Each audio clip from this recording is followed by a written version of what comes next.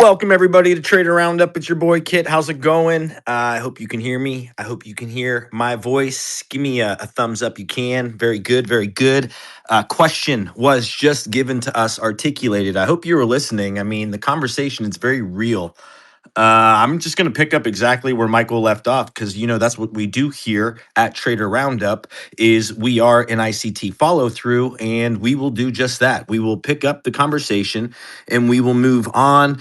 I just want to add quickly, I mean, what Michael is doing and what he's been saying over the last few years is, to me, it's very interesting. As traders, our job is to speculate the future.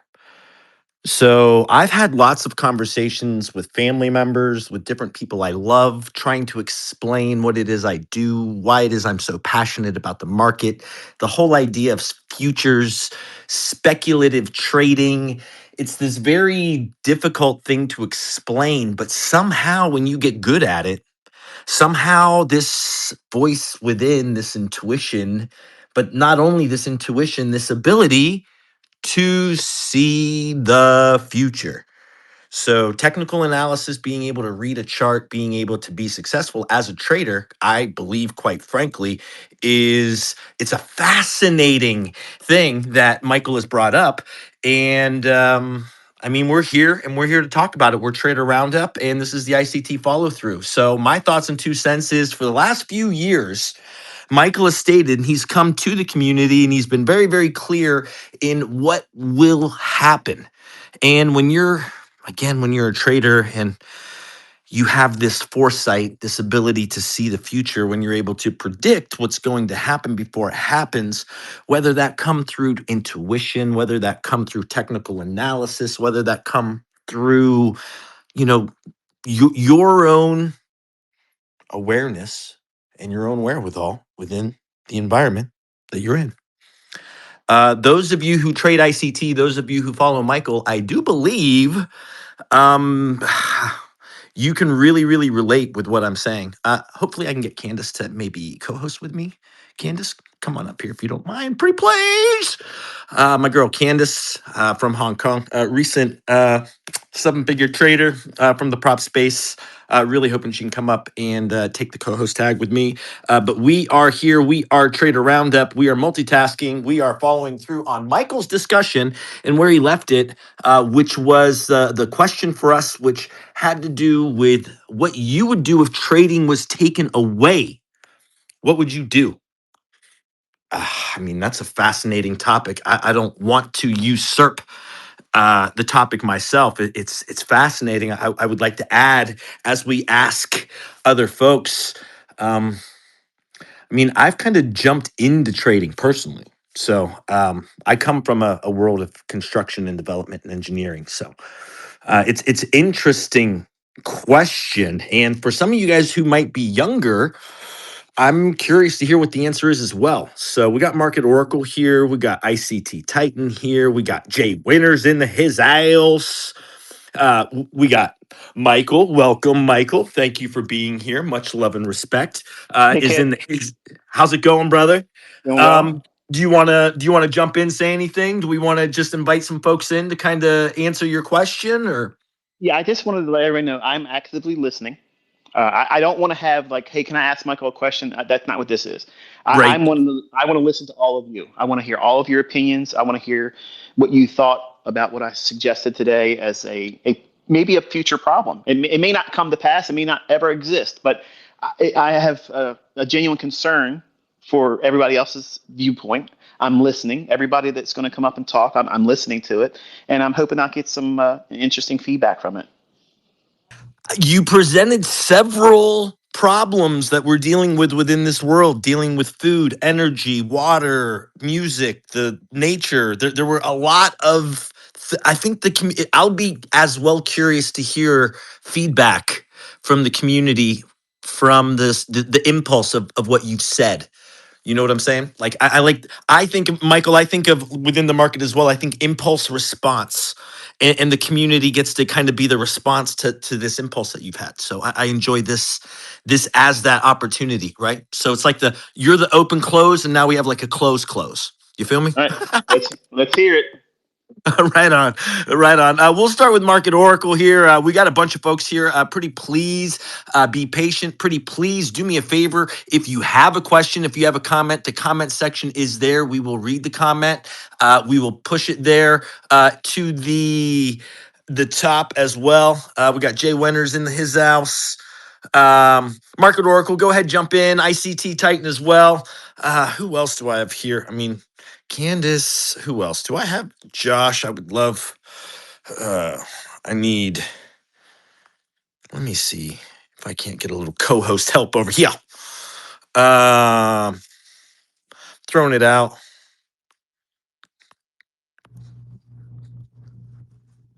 Trying anyway. Anyway. Anyway. We're trying here. Market Oracle, go ahead, buddy. Thank you, Kate. And I have been looking forward to this space for the past few weeks now. I have been hoping that Michael would about these things that have been happening all around us. And it is really a great opportunity to hear what Michael has to say about all these things. Although he has been upfront about this for almost for many years, but I have some things that I would like to have a light shine on. And if the ICT likes this topic, or if he thinks he has something to add upon that, I would No, love wait. Hold for up. this Before you opportunity. start, before you start, you're gonna stay on track and in line with the conversation, right? We're not gonna veer off anywhere. You're going to actually respond to what was just said, the questions that were just asked, right? I'm gonna remind you what we're talking about, right? Like, what would you do if trading were taken away? You recall the conversation, correct? Yes, of course. I All right, I will not pretty deviate from the please. We're not diverting conversation. we're not diverting from the topic, right? I understand. Of Thank course, you so much. I'll do what you said. So first of all, the ICT asked about what I would do, or as a community we would do if the trading was taken away from us. So in this age of AI, everything is being taken over, and yes, I actually do believe that trading would be taken off from us. Either this would be forced upon us by, like you said, we have to be professional, or a bunch of guidelines imposed upon us, or there would be the conditions which would make the market untradeable, like extreme volatility and accounts getting blown over and over and over. So in these conditions, I do not know, and these are scary times. Truly, these are scary times, and the future is scary as well. So the only hope I do have is getting back to the blue collar job. So just like it said, working in construction or as a repairman, I don't know how long these things would abide as well. But yes, certainly a blue collar job. Although this is scary, and nothing can beat the trading aspect of it, either financially or physically. But there is a small amount of hope in a blue collar job. And I don't know where to keep. And just like Michael asked, how are you spending your money you're making from trading? How are you going to save it for the when the time comes? Honestly, I don't know, because how many options do we have? Crypto? No, I do not trust crypto. Gold and silver, we saw what happened to it. What happened to metals yesterday, and what they are going to do with it, just like Michael said about it. Property, it is already too expensive. We have all type of property taxes, and they have explicitly told us that you would own nothing and you will be happy. So yes, I believe that they are going to take our property from us someday. This is in the last next 5 years. No, no one can afford property right now, and in the next 5 years, I don't believe it's going to happen. It's going to get better. What are you going to do? Are you going to keep cash? Inflation would eat it away, or worse, the digital currency would take over, and you are not supposed to keep cash with you. What is left? Stocks? Are you going to park your money in stocks? Whatever you make from trading, we know stock markets are going to be it is at a insane level right now. So I don't feel comfortable parking my money in stocks. So I don't know what would happen in future. I mean, it's you And make a great point, and Market Oracle. I want to jump in here real quick, and add. And it was talked about previously. I mean, I'm not sure if everyone understands. We had a black swan event yesterday. I mean, what was occurring in the markets across multiple assets, the explosive parabolic growth within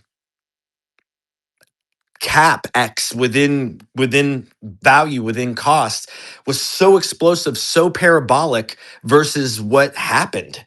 And I think it was very good, and I want the community to understand as well. I mean, this idea of taking heed in the metals market. I mean, there are, and I've been at the front of, and one of the reasons why I did not have Trader Roundup yesterday is, I mean, yesterday I can tell you I am around a lot of folks. There are folks that made a lot of money, and there are folks that lost a lot of money in the market yesterday.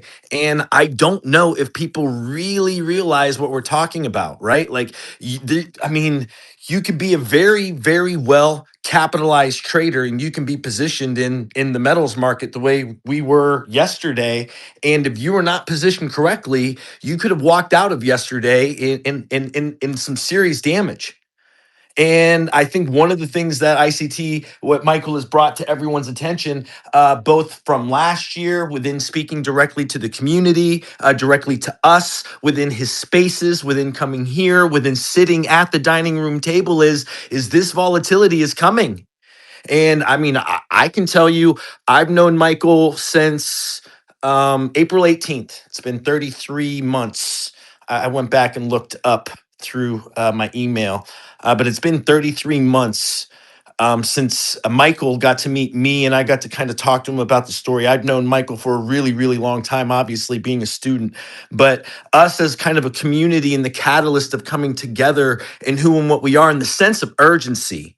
We're talking about, and I can say from personal experience, the last 33 months of really pounding the hammer and coming together with a sense of urgency and trying to understand within the global events that we're dealing with.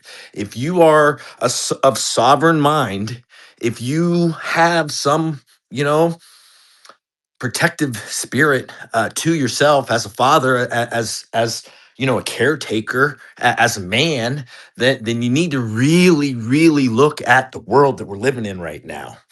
And even these markets, because these markets, as good as they are and as the opportunities they are so huge, that they can also be extremely dangerous, and they're very, very volatile. And again, you can be, and a lot of us are not, but you can be a very well, and I can tell you, I am surrounded by very good traders. You can be a very well seven-figure position trader walking in these markets, and you can lose it all on a day like yesterday. Okay. So I didn't do a trader roundup yesterday, and I want you to know I was around a lot, and I'm around a lot of traders, and we're talking about real implications of what's happening in the markets. And there are some very, very good things that happen, right? But there can also be some very bad things, and if you can slip and fall, and if you're not careful, you know, these markets are unforgiving, and the margin call is not, you know, it comes a knocking. So the sense of urgency, Michael being here, you being here, us, the community coming together, really understanding. I mean, there's going to be black swan events, AKA yesterday. Okay. You don't drop 30% in a single asset class. You don't drop $1,500 in an asset class in hours, Mm. and that not be considered a black swan. Where did these trillions of dollars go? As traders, as speculators, what? I mean, and we are not feeling the effects of it the way a lot of the real players are. But we get to be players in this market for now. And that's the other great point. And getting back to the point, I apologize, I digress, Michael. But I too love to kind of communicate a little bit here because I believe so strongly in the sense of urgency in picking up the assignment. Why are we here? Why are we doing what we're doing? I can tell you why I'm here, and that's because over the years listening to Michael has implored us, the community, to step up. He has asked us to do what we are doing right now, to coalesce, to come together. He has asked, we are following the assignment. That's it. We're following the assignment. All of us that are here, that are stepping up, that are here on the weekends, that are listening, to engage, to participate, to provide our 2 cents, we are following the assignment, right? And I get to stand loud and proud and say, yeah, I got the gray beard and I'm doing it too. So anyway, we're here. The conversation is, what would you do if trading were taken Let me away? chime in, Kit. Yes, What's going please. on? How you doing? Good afternoon. I'm doing awesome. How about I'm yourself? good, man. Mike, everybody, Pippi, I see you. Man, I think about this all the time, man. I'll speak from a little bit of a lower position. I'm a blue collar guy. You know, I like you said, I fell into trading after watching a few of his videos, and I speak in my household about this. You know, like I'm 42. I just had a 2-year-old. I'm a stonemason by trade, and you got to think it's like, yeah, we're talking about the trading is it could disappear one day, but that goes with stocks also, you know, like essential bulk commodities or soft commodities, wood, you know, we build with all this other stuff. So that's got to all, maybe I'm not completely informed, but that's all got to be included in the stock market, you know, because I know from personal experience, when the market's down, people aren't building houses. You know what I'm saying? So we don't have, you know, work isn't as fast as it is, say, in the summer. Like, you know, you guys know I live in the Cape, and we're constantly building in the summer. You know, when winter comes around and say the stock market's down, or you know, business isn't run as usual, we're not working. We're out. You know, we're out for work, and that was the main reason that I got into this, was to change my daughter's life, bro. You know, change my family's life, try to put me in a position for these kids. You know, and it's like I enjoy these spaces so much, but sometimes, you know, he always says, speaking as a friend or a man, not talking down or trying to, like, you know, be belligerent or argue, but sometimes that space earlier had me like, well, what the fuck am I doing? What am I, like, you know, what happens if this shit goes away, man? Because I'm not gonna lie, like, this shit's changed my I life. mean, that's one of the ultimate fears we have, right? Like that is I can tell you, as someone who's been in the community for years now, that is one of the number one things, is what happens if the algorithm doesn't work? Or in this case, what if we're not allowed to trade? What if Yeah, trading is taken from you? Like, what do you do? And that's the question. And when you deal with literally the day after a black swan event, if you're not thinking about these things, who are we in the community? What are we doing? And I'm so grateful and appreciative that Michael's come and he's talking about it today. And I can tell you, I did not have a space yesterday. And I can tell you, I was counseling some traders that were dealing with some, some pretty interesting things. Some had some really good gains and others were dealing with some losses. And when you deal with the day like yesterday, you're going to see both. And if you know enough traders and if you work with enough traders the way I do, again, yesterday was extremely, and most folks don't understand this because they're not positioned in the market like that. But again, if you have 7 figures to your name and you're trading with 7 figures and you were positioned in the market yesterday, you could be nothing today. sure. Nothing. And that's really, really, really, really difficult for a lot of folks to understand. And being passionate and understanding about the impactful nature and the violence of the market and how it does not give a fuck about you is what Michael's saying. And really it's this shepherding. It's really trying to come together. And it's like, what are you gonna do? And this is like the worst fear. It's like, I agree. Like, what the fuck am I going to do without the market? But guess what? There's no electricity. Guess what? No market. There's no internet. Guess what? No market. Guess what? You don't have this professional decree of the box that you right now check, and you're allowed to do what you do as stated by Michael. What happens when that box is checked? You can't check that box. What happens then? No data for you. No data. Okay, yeah, good luck. Hold your breath. You ain't no institution. Yeah, and they don't give a fuck either. You can see the whole world. That's like, in my household, bro, my it's like everyone is blind to this shit. It's like my fiance, we runs her life on like love. Everything's gonna love. Let's just love. Love is gonna fucking solve everything. It's like the world is crumbling around us, and everyone is literally it's fucking snow. It's butterflies and rainbows, and no one really is paying attention to like what is going on in the world right now. And it's like it's The contingency plan is the conversation today. That is the question, Jay Winters. I love that you're staying on topic. That you're bringing it up. We do want to bring that conversation to the audience. I got Gordo here, similarly to you, works in the trades, lives in New York. I'd love to get his thoughts and 2 cents on what Michael's questions were. I'd love to hear from ICT Titan, from Chris. We got a big group of folks that would love to come in. I want to hear from all of you guys. Pretty please jump in, keep it succinct, add value, and hand it off. Pretty please, Gordo, you're up. Hey, what's going on, kid?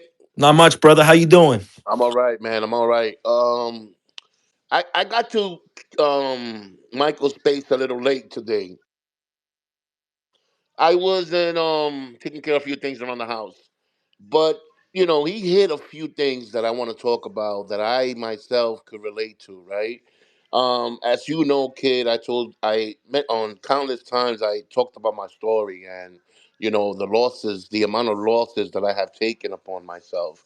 I found ICT late in 2019, late 20, middle 2020, during the whole COVID scenario. I was trading forex. I was introduced to forex through a friend, mutual friend. Started playing with my own money. I had over six figures in an account. Started dabbling into Bitcoin, playing around. Got caught on the sidelines and I took a a huge loss. Right. I was able to put some money to the side, get into metals back in late 2019. Put some metals to the side, silver, some gold. Found myself in a tight situation 2020 into 2021 during COVID. Was not working at the time. Had to sell all my metals during 2021. And watching this whole transgression of the growth in metals and have to sit on the sidelines, with my bag empty, in other words, right? Makes you grow and think as a man, like, damn, you know, maybe I was prepared. I seen this forecoming. I seen everything that's transgressing right now. And I had the right idea, and I knew that this was gonna happen because, like I talk, I got mutual friends. We go back and forth talking about like, yo, this is not looking good. This is looking this way, yada yada yada. But at the end of the day, what I'm trying to say to everybody, no matter how much you prepare, right? No matter how much you prepare, you got to have some sort of discernment, right? You got to take a step back because you could have everything. You got to take a step back. Don't get caught up in the hype and yeah, yeah, yeah, yeah, yeah. You got to have some discernment. Take a step back. Focus on you. Focus on your family and the well-being of the future, because nothing is guaranteed forever, right? Yes, yesterday was bad. Thursday was bad, but we have not seen anything yet. You know what I'm saying? Like we really haven't seen anything yet. Well Um, said, buddy. I honestly believe that's the other thing Michael was saying. Like, I yeah, mean, we yeah, got a lot more than this was just one, right? Like, we got a lot more, I think, things that are going to happen this year. I didn't mean to interrupt, Gordo. Pretty please jump back in. I just wanted to add or reiterate. I mean, we're just talking about event one right now of what's right. been predicted to be a shitstorm. Yeah, So we're here. And yeah. it's like Black Swan. Woohoo! Wake up, everybody. Yeah, so all I'm saying is, man, like Michael keeps saying, man, just prepare yourself. Um, you know, Make them necessary. Like if you making money, I'm not really making money in trading. I'm not making money in trading. Yes, I have a few stocks. Yes, nothing big, right? But I have stocks, and I got a little portfolio that I'm just building long term, right? And I'm hedging myself properly, right? Like I took some shorts and gold. Started last month. Yeah, And I heard you talk about that you too, know. bro. You were talking about that a few days ago. So kudos to you for calling that out before the move, for real. Right, and and that's like I'm not done because there's still a small leg up. There's still more move to the upside on gold, right? Yeah, let's see. Let's see what happens, right? Let's see what happens. Michael's. We'll talk more about that Right. later. I mean, I will say, and Let's within my not digress, spaces in the right? future, I trade the commodities and I trade the metals. So I will be talking in the future, not now. I Right. will be talking about, and we can engage much further into conversations about the metals and Right. about the commodities as a whole. Because I think this week was again a proven thing of just the layer of volatility that the commodities offer.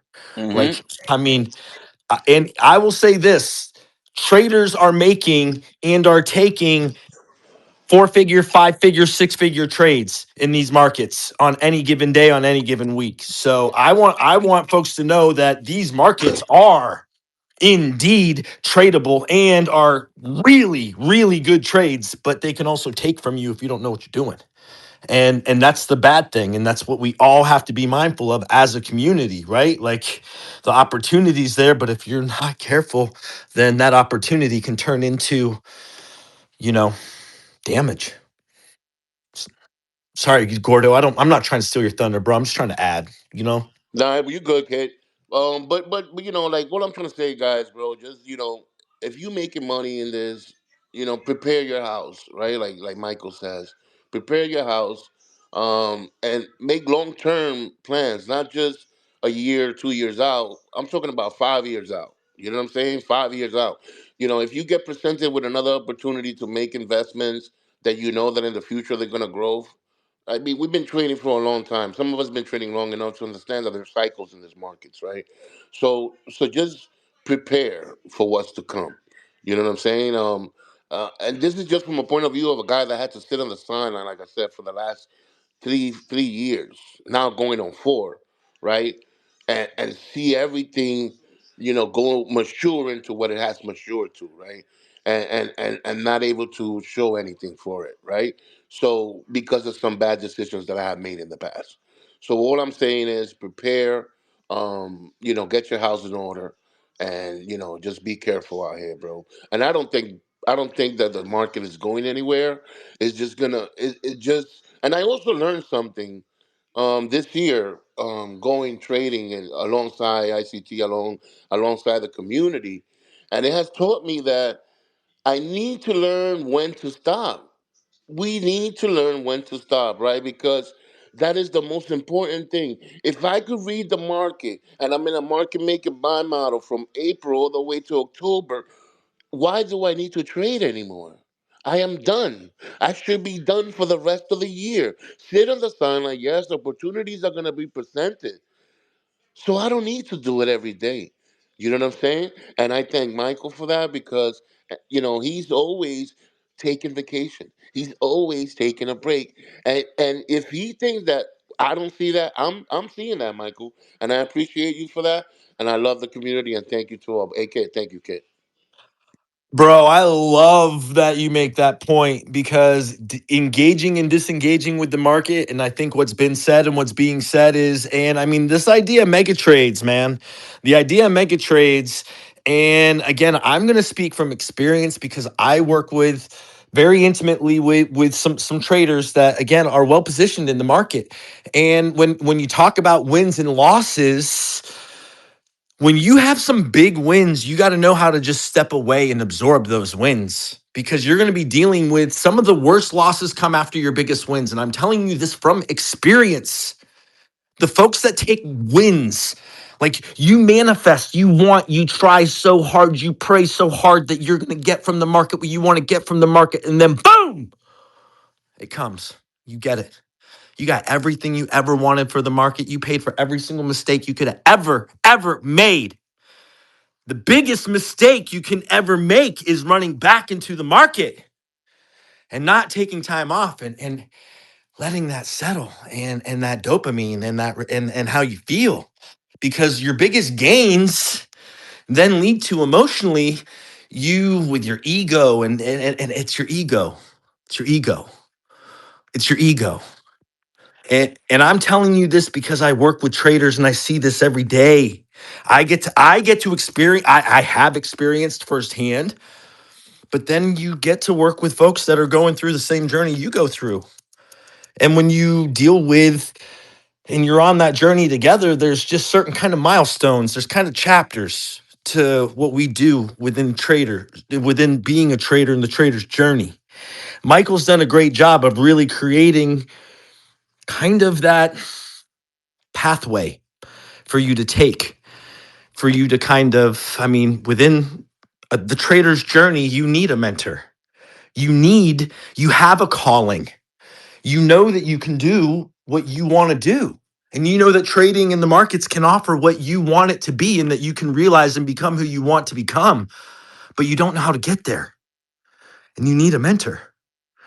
And Michael is that mentor. Michael's YouTube channel is there. It's free. It's 100% available to you, and you can answer that call with your time. And then you come to the community from your own uploads from the YouTube channel, from the source. Then you come here and then you're like, this is kind of what I've coalesced. This is what I've gathered.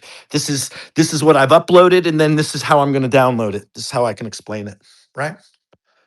And then within that upload and download of information within the process of the trader's journey, and you understanding that you can't do it by yourself, that you need a mentor, that you need help, and that you're going to go and guess what? You're going to fail. You're going to fail miserably and it's going to hurt bad. And then you're going to have to come back and you're going to do it again. And you're going to do it again. You're going to have to do it again. Hey, kid, and also, I'm sorry to cut you off, my brother. No, jump in, bro. I Bro, mean, I'm gonna I'm tell just tapped in. I'm it just was, tapped in. I know many people took losses, right? People took losses this weekend, Yes, and I'm yes. gonna tell I you know folks something, that took bro. wins and losses, And bro. Both. I'm gonna tell the whole community right now, bro. This does not define you, right?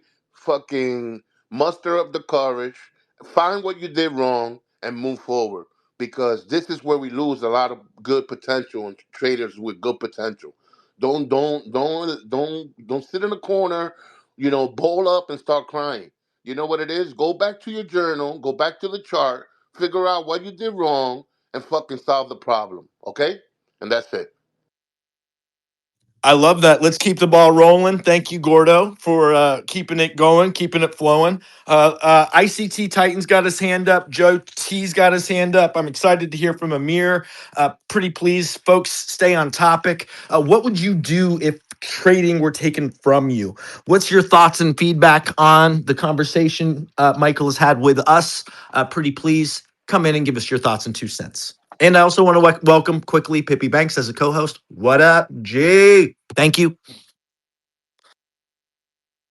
And go ahead and jump in, ICT Titan. I know Pippi Banks is busy, so it's no big deal.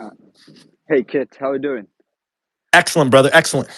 Hello, Michael. Good morning. And by the way, the topic is really got my eye because this is a big concern because we know that what corrections looks like, what is a big unusual thing happening. So this was uh, not expected.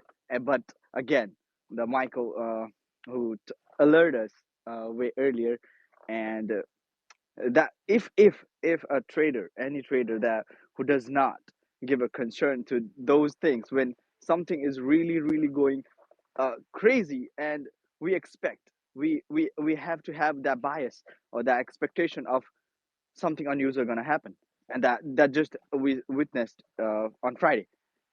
30% on silver is not just a small event to look and ignore. As a trader, for us, it's a big thing. And if trading, the whole topic about if trading goes away, what's going to happen? So, in my part of view, what I think is my dad always told me you have to have close connection with God, and that's what I inspired with, and always go with the family. That's our first concern. And as a trader, we know we have a big profits, big loss, and even you also pointed out the thing that when we have a big, huge profits, the next day is our uh, egoistic day that might gonna kick us like, hey, I'm doing great now. I can do anything. That kind of mindset we bring up with the next day, and the next day if we if trading shows up and tells us, hey, not today. And then we have to stop. That's our responsibility to see, go back, watch what just we did. Yes, yesterday was great, but not always, right? So we have to have stop, or we have to have pause in our over trading, in our um, anything. That's why the discipline in trading is key, right? So otherwise we would not have been this kind of mindset that we come up in a trading journey. So for us, I think we need to think, analyze before doing any or taking any big opportunity. Just like my one example that I'm gonna put, that my uncle that just in a, I guess 2 months ago he bought gold, and I was like, yeah, I looked through the chart. That's what I can do, right? So I went through the chart. I was like, yes, pretty looking good, and he bought it. And the day when ICT told that, hey, if on silver we're not gonna take the profit right now, it's enough, right? So I called my uncle, and right there, that's it, we're done. And that was a great day. But again, next day we don't come up with that amount to take what's next. No, not like that. We have to analyze things. So that's what I want to put.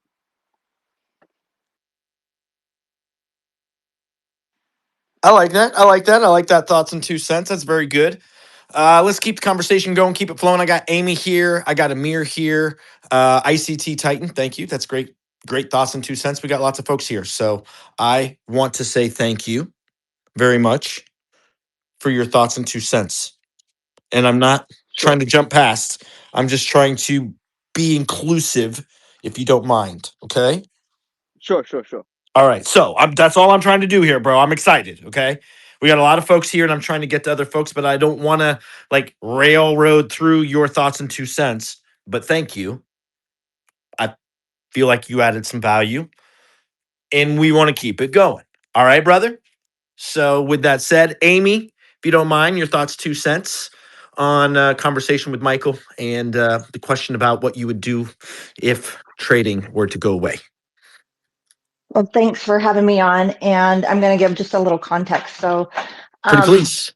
I came into trading in 2022, and in 2023, well, and I don't follow very many people on. I came into trading and started trading options, and self-taught and fumbled tremendously, but was having some success. And in the end of 2022, Michael came across my feed.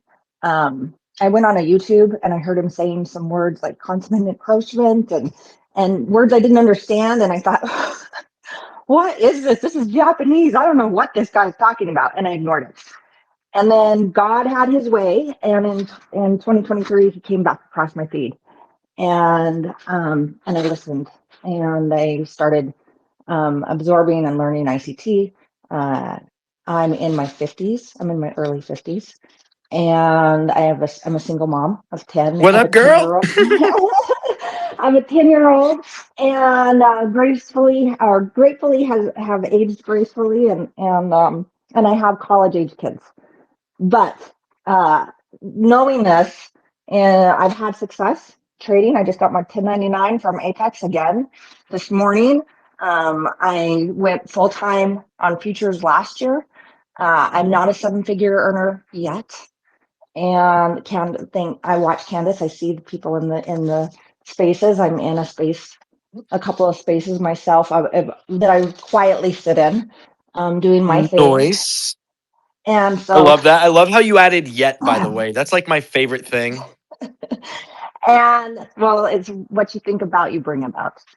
And so I greatly appreciate that Michael came on this morning to give this space call and talking to us about, and it's a reminder to me because this is a full-time thing. I have degrees. I have a background in finance and in marketing, and I left the corporate world. And when things happened in 2020 and things shifted for our household, I was looking for something else, and thankfully, trading came across my lap. And I've been on the ups and downs. I'm still on the ups and downs of learning ICT concepts, um, and then sticking to my rules. Um, but if it was taken away right now, and this was the reminder this morning, I'm thinking, I'm, a lot of people on here maybe are younger, or they may be in my age. I know several people in one of the groups I'm at are parents and they have kids. This is how I support my son, and we don't have any other family. There is no one else in the world. It's just us two, as far as family and where what we would do. And so it's a um, big reminder to be prepared and not be, oh my goodness, this year I want to buy a Land Rover, or I want to take this trip to Disney World with my son, or the things that I absolutely can do at some point, but not before I'm prepared. That if trading goes away, because we watched yesterday, and if you were in the market yesterday, you knew those candles were big, and I was trading. But they if it was to go away and halt, and we couldn't trade, and some of us who were in last year, and when the tariff news came out and the prop firms halted us, because I trade prop, they said, hey, the swings are too big. It's gone down over 5%. You're not allowed to trade now today. And that was a rough couple of days. Well, I imagine if they're swinging really big again, we're going to experience that again. And while I have a small buffer, I definitely don't have 9, 10 months buffer. And am I prepared food wise? I'm getting there. I've listened to his face calls. There's some of the things I've gotten prepared for, and I think it's a good question to ask. Well, what are we gonna do? Because I, as far as being in your 50s, it's not like I'm going to go enter the marketplace and compete with people at this point, even though I have great experience in my field. What am I going to do to support myself besides getting prepared today? The And daunting task of preparedness is what I'm hearing, right? yeah, and also to prioritize it, because we do get caught up on, okay, now I want to go to Hawaii, or I want to go to buy this thing, or because you you get a little bit, I don't know, numb is the right word, but when you're seeing the numbers come across, you don't think that used to take me a whole entire month to make. And I just sat down in a session at my desk in my home with my 2 dogs and my 10-year-old in the other room, and I got to do that all here and then go about my day. And We do get numb to it, though. We do get numb yeah, to it. Traders, I think it's impossible for a trader not to realize that's what happens over time. And that's why stepping away is so important. That's why having a life outside of trading is so important. That's why I believe the conversation, not only out of necessity of what if there's no power, what if there's no internet, what if there's no allowance, what if you are not actually capable of trading the markets, what else do you do?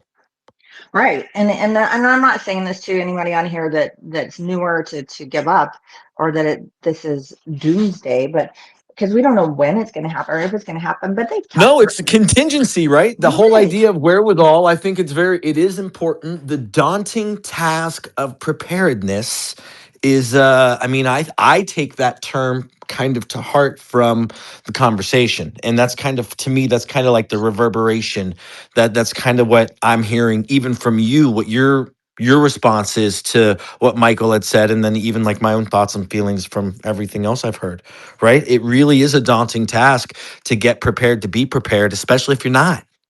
Especially if Exactly. you're not. Well, and like I said, you get numb to it, and you're like, oh, well, I can just go in this next week and I can make X amount of money, and we're fine, and the bills will be paid. But what if it is months, not just a couple of days? Because it was only a couple of days last year when the tariff news came out, where the prop firm said it's gone over 5%. NQ is what I typically trade, and you're not allowed on it today. And you have to say, okay, I'm not allowed on it. Can't do anything with this. And even if you're going in with the smallest leverage, can't come in. And what do you do? I think, starting with the props is getting your own account and I have a small one building on the side. I haven't traded it at all this year. I've been waiting for the markets to get out of the range and clean up. As Michael points out several times at prop firms, the mentality is it's not my own money. So it's like, well, if I lose this account, what is it?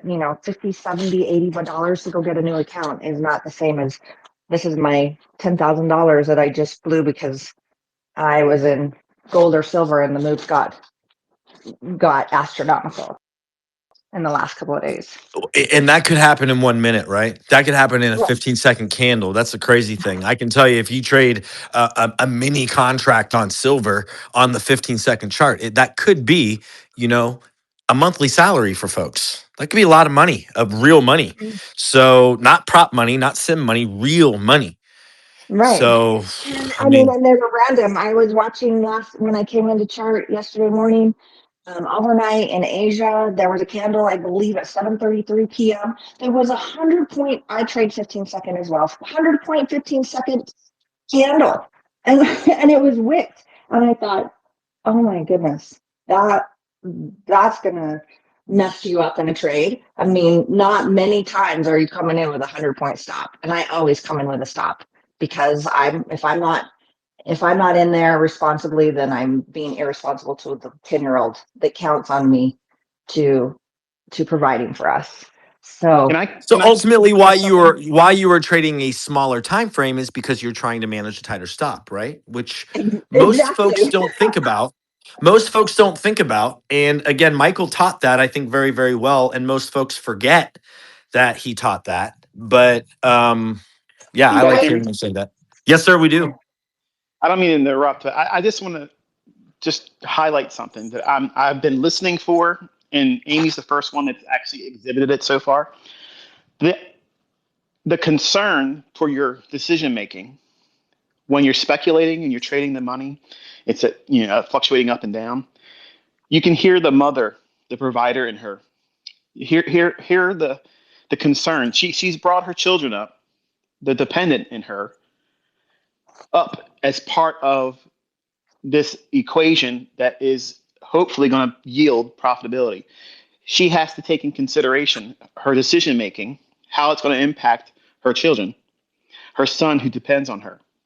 So that's exactly what I was trying to tap into when I was talking on the space of my own, because I don't think even still the majority of you understand what I'm really tapping into until you have children. When you have a kid, Amy, she's obviously made it very known that she's got someone she's concerned about, and her decisions aren't just directly related to her pleasure of whatever she wants to spend the money on. She has to be a good steward with it. So I think it's hard for young folks that don't have dependents, children, and it's just them. They can be carefree and reckless, and they're like, "Well, I'll find a way. I'll survive." And I don't want you to be lulled into thinking that way, because if things do get harder, and by all indications, it certainly looks like it doesn't look like it's going to get any easier. So it's good for us to prepare for that. That way, if it doesn't happen, at least we prepared ourselves as best as we could, both physically if possible, and also psychologically. Because if you go into the market thinking, well, it's going to be easy, it's going to be an average daily range of whatever the average daily range is over the last of 7, 5 days, 10 days, and then you have a day like yesterday in your market. It may not have been silver, you know, for the next time it happens. It may be it may be euro dollar. It may be pound dollar. It may be yen. It could be whatever you're trading. Oil. Okay. If they start dropping bombs in Iran, it's going to cause oil to go crazy.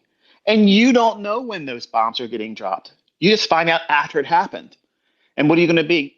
You're going to be like, well, I knew it was going to happen. I was long crude oil. Here, there it is. And it's easy for us to lull ourselves into thinking that we're so smart, that we're so tapped in, that we know what the markets are going to do. We're in a groove. We have that OODA loop. We're in that.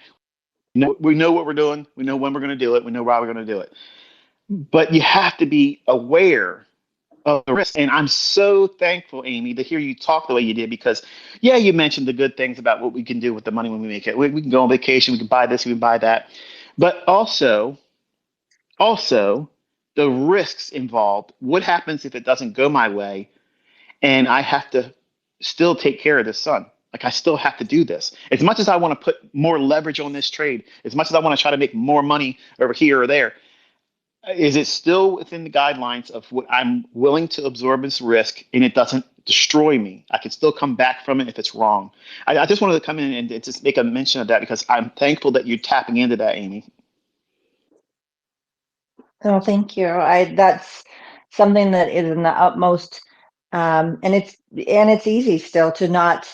I mean, not. I shouldn't say it's easy.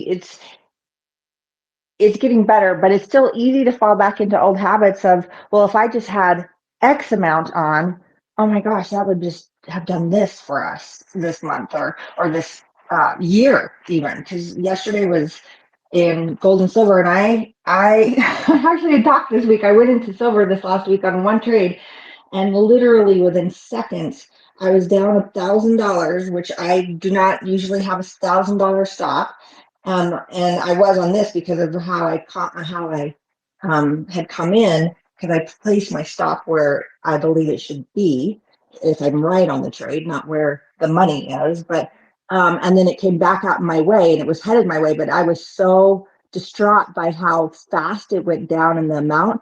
I just closed the trade, barely above from profit, and said, I don't want to touch silver. That's too much of a swing. Yeah, the VIX, if there were a VIX, if there were this volatility metric on the commodities, again, as someone who trades all of them frequently with a lot of other folks who do as well, has been off the chain bananas. And that can be very, very bad and very, very expensive for the uninitiated, the inexperienced. Right, and that's what I want to, and that's why I wanted to remind that I've been trading for 3 years, and I'm still on my journey. I'm not where I want to be, and I still have a lot to learn. But I, and going back to on the 15-second chart, I have on my other screen, I have the 5 and 15 always up, looking at the 1, 2 before I come in on a 15-second entry. And I Oh, I don't. love that. That sounds very, very classic ICT of you. Yeah, well, Multi-time frame, very, very, very well studied. well, because I didn't know until he came on one time and he showed he was on a 15-second, and I appreciate that, because my mindset is, if one person can do it, then I can do it.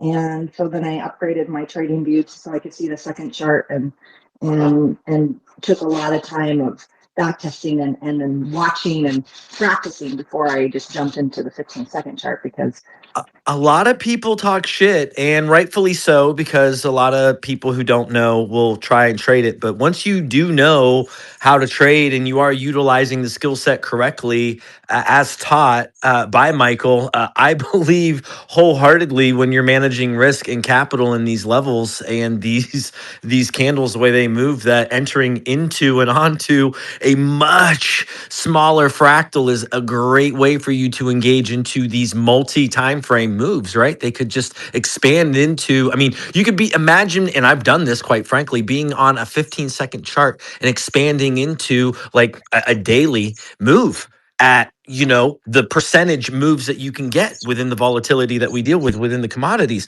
I say that to say that there are windfall opportunities within the markets. And if by chance you get that opportunity, you need to know how to step away.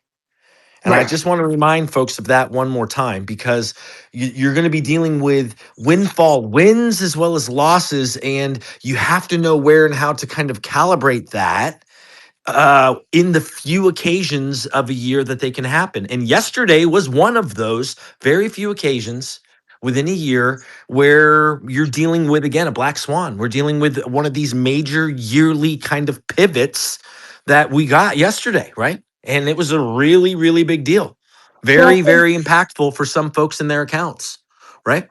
biggest move in silver since 1980. 1980. I mean, that should tell you it does not do that No, often. that's called a black swan event. I mean, that's Michael tweeted it, and again, that's the cognizance of being here on a Saturday, the day after. And again, I feel great. And why I didn't do a trader roundup yesterday was I'm still in a very raw space, working with as many traders as I do, dealing with what had happened and dealing with some folks being very happy and other folks being very sad, and really the state of the market, right? That it's a very, very, I mean, depending on what side you were on, a very good or a very bad situation. And days like yesterday are the few times where it's really going to matter, because you're getting caught with your pants down, proverbially, in a black swan event. You don't have that type of movement and that quick of a time on these charts, right? So I Exactly. agree, and And it's scary, but it's also, again, it can be very, very good. And if by chance you get that windfall, guess what? Step away. Step exactly. away, walk away, and be happy and get prepared, right? And then come back and maybe look towards, another position. I really love how Michael talked about and has been talking about with us about the topic of mega trades. You don't have to be in the market every single day. And I'm not saying that we're just sitting here waiting for home runs, but there are times where you could be on the right side of some of these trades. Just like there are times where you can be on the wrong side. And the point is to know that if either one of those occur and you are engaged in that, then there's a pretty good chance you should be stepping away for a period of time to recalibrate from what has just happened. That's what I come back and I'm going to say it and continue to say, because I personally get to work with and I understand folks who were impacted by yesterday. Okay. So, and again, in a positive and negative way. And I'm not talking about a few dollars, okay? We're not talking about a pretend sim, maybe get paid out account. We're talking about big dollars in the market, right? Well, there were people wiped out yesterday, and it's sad. If you're in this space and you lack the empathy, because when you're winning, somebody's losing, and you got to remember that there's two sides to this coin. Oh, And it's a zero sum thing. volatility is really good until it goes against you, right? Until the margin call is knocking on your door, right? Exactly, and I'm just I love saying. volatility until you're in that candle that all of a sudden came down 100 points, but you were right on your trade, but it just knocked you because your stop didn't stop, like Michael says. It didn't stop where you put it. It flushed down and it went larger, and you're like, oh wow, why was I in on X amount of contracts with this kind of volatility? And getting back to his point is just using the discipline and the mindset of for me, as I've got a family that counts on me to make the best decisions I can every time I click on that button. And I actually have my picture of my son at my desk, and a little he's made a hand print, and it's about an inch by an inch of his hand when he was in first grade, and I keep that there to help me remind me, who am I doing this for? Because it's easy to get caught up in the big swings. But and then lastly, because I know other people want to talk, is just um, this space, because he had said Michael had done some uh, definitely definitely in 2023 when I first listened to him about being prepared. Um, and it was a great reminder for me to get my house prepared more so. That if the markets go down for a number of weeks or months, that we can weather through it. Excellent point. Excellent point. I love it. And very, very true. Very, very true. We got lots of folks here. I'm loving the conversation. I hope you're loving it too. Thank you, Amy, for your thoughts and 2 cents. We've heard a little bit from Gordo. I got my boy Pippi here. I got my boy Maxor. I got Amir Trades in his house. I'd love to hear from him. Johan had his hand up with some comments. I'd like to hear from him. If you, the listener, would like to engage, pretty please give the space a push it out, pretty please. Give it a share if you don't mind, just so more folks can give it a listen and get to know Trader Roundup. So pretty please, if you're listening, it's up to you. Give us a share. Thank you so much. And we'll keep the conversation going, keep it flowing with hands up. Johan in the spaces. God is good. What's going on, buddy? Hello. Do you hear me? Yes, sir. We hear you fine. Okay, so I don't really get why Michael thinks that they will take the trading from us because they are profiting of the marketplace and they need us to be on the other side of their trade. Yes, I agree. And I don't think that it's that the market is going away. It's you being prepared. The extensive wherewithal for what it would take to be prepared for following steps. Not exactly that you're not going to trade, right? Like we are indeed asking that question. And it's not just for you to buck up and say, well, why would they? It's legitimately for you to think, what are the things outside of trading you could potentially utilize within when we think of black swans, when we think of disasters, when we think of things that are happening, when we think of things that are out of our control. Again, a bomb, when you think of the lack of electricity. You're right, the markets are never going away, except you live in a place that doesn't have power. Now what? Now what? Now what? Now what? That's the question, sir. So it's not for you to say, well, why can't I trade? Of course you can trade. But what if you can't trade? That's the question. Not are the markets going to somehow go away? They're going to go away for you. Not that they're going to go away. They're going to go away for Johan. If I may, can I? Yes, sir. Johan, how old are you? I don't know if I can say this, but either I'm getting 16 in like 5 days or I'm 22. Oh, I like that. He's 22. Yeah. So you weren't around when September 11th happened in the United States. No. Okay. So what happened was there was an event that took place in New York and in Philadelphia and in DC. And I kind of really try to get your hands on this, okay? They turned the market off. I was stuck in a trade. I could not get out of my trade. No one else could get into a trade. No one could get out of a trade. It was like that for days. The market would normally open up, but they're not opening the market. So I understand if you're young, if you're relatively inexperienced in terms of life, you didn't see these things happen. I lived through it. A lot of older folks lived through that, even whether they traded it or not. And I'm suggesting to you that because of all the things that's going on around the world, it's not out of the realm of possibility that they disrupt trading like that. What do you think would happen? What do you think would happen if a small tactical nuke went off on Wall Street? Do you think they'd be able to start trading right away next week? No. No. I'm not saying that's what's going to happen, but I'm saying what would prevent it? You can't prevent it. And the idea that why would they want to take that from us because they need us to profit? They already have all the money. They make the money. They print it. They create it out of nothing. So that's the illusion that you've fallen victim to. You think that they need us. They don't need us. They're trying to get rid of us. That's the whole point of the conversation I had earlier.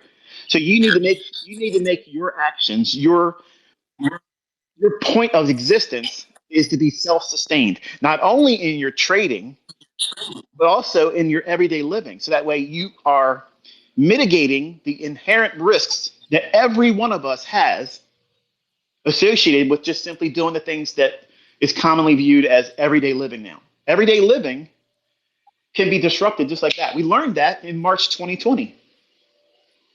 And I'm just suggesting to all of you, and especially you were the target audience. You yourself was the target audience. Someone that was very, very young, inexperienced. You might think you know something, but you don't know anything.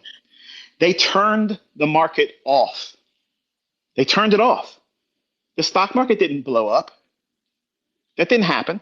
But they would not let anyone trade. They would not let someone put a new trade in. You couldn't get out of your trade. You couldn't add to your trade. You couldn't take a partial. You couldn't do anything but worry and worry and worry. What's going to happen? Where's the market going to open up at? Where's it going to open up at? Worry, worry, worry. How would that impact you with your current trading today?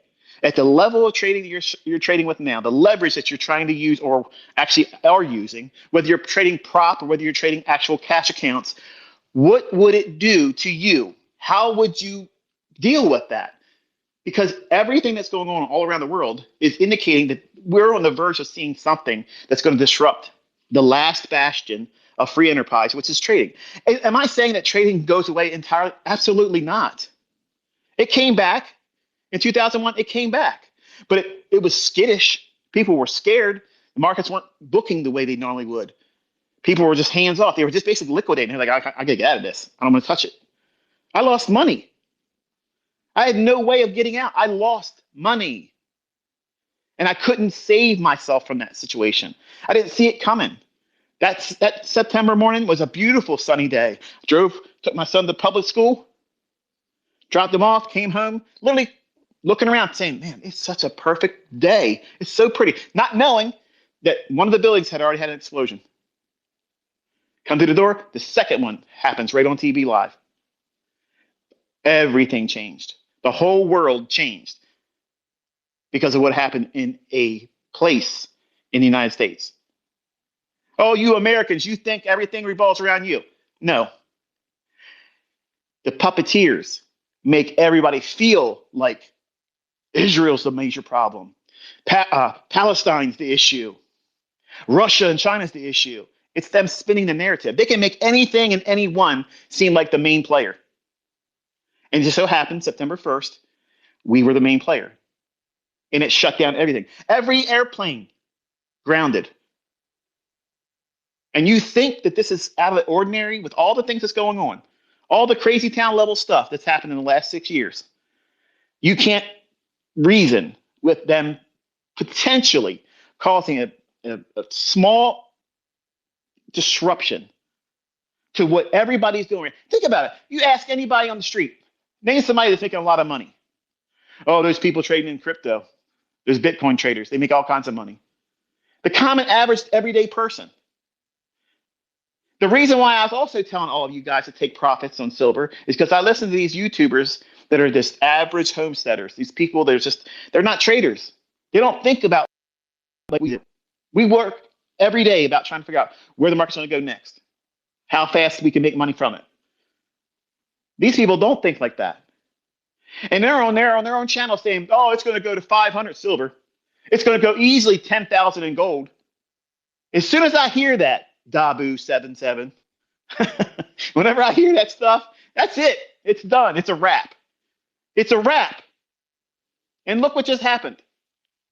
So when the average person shares their opinion and it's weighed against somebody that's been doing it for their entire adult life, 3 decades, and there's an arm wrestling match between somebody like that, who are you going to put your money on? Who are you going to put your money on? You're going to go with your hunch, your limited experience in life.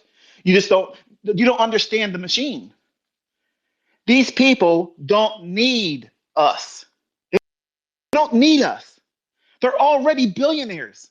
They're billionaires on top of billionaires. They don't need anything from us but to get out of their way. We're a nuisance to them. We're useless eaters to them. That's what you don't understand. You don't get that part. You think that these companies, these conglomerates, they need us to make money. They make money off of us by controlling us. Everything we buy and consume is bad for us.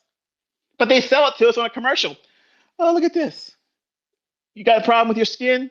You guys, here, take this drug, blah, blah, blah, blah, blah. You're going to have all kinds of, you'll live life. And these people are happy. You want to date that guy. You want to date that woman. You want to go out with them. They're attractive. They dress so good. They look so happy. And then you got to listen to the fine print. You're probably going to die. You're going to have health problems. Your heart's going to have failure. You're going to get liver cancer, and you're going to go blind. But you'll forget about that because you're looking at the label, the packaging, the marketing. But they warned you. They warned you. They told you up front. You take this drug, we'll fix your skin, but we're going to kill all your organs. So you have selective hearing, just like that space I just gave. Just like right now, I'm talking to you one-on-one. And it's probably going in one ear out the other because you're like, I just don't get it. I don't see it. But look at what happened in the last few years. In your short time on this spinning rock, have you ever seen anything like that before? Or seen anything like that mentioned in history? No, you haven't. And that's all I'm asking you to do is consider the probabilities of something unforeseen disrupting the ability for us to do what we do as a business. We run businesses as traders. And are you having some kind of protocol, some kind of mitigation, whatever it might be? I don't know what it would be for each of you, but are you doing something to at least put a buffer between you and harder existence, getting through daily, if you're not getting any more money out of the market for a period of time, how are you going to make ends meet? That was the whole point of me talking today. Okay, but would you think it would be better if somebody exposed them? Like if somebody would lay proof and everything? Because that would cause a lot of chaos. But at the end of the day, maybe it's worth it. What is your opinion? Did you listen to the entire space I did? Yes. I said that they're literally doing everything in our face right now. Yes. They literally are mocking us. They're laughing in our face. They're literally stealing elections. Presidents are going up there doing illegal things. Dude, we're going in other countries, stealing their commodity and then putting it in their personal bank accounts. And the people that voted for him think there's nothing wrong with that. That's lawlessness. That's lawlessness. You got people kicking in people's doors. We have a right. We have a right. You can't just come in my house without a warrant. You can't do that. I don't give a shit who's in the other side of that door. You don't have a right to come in. Have a warrant.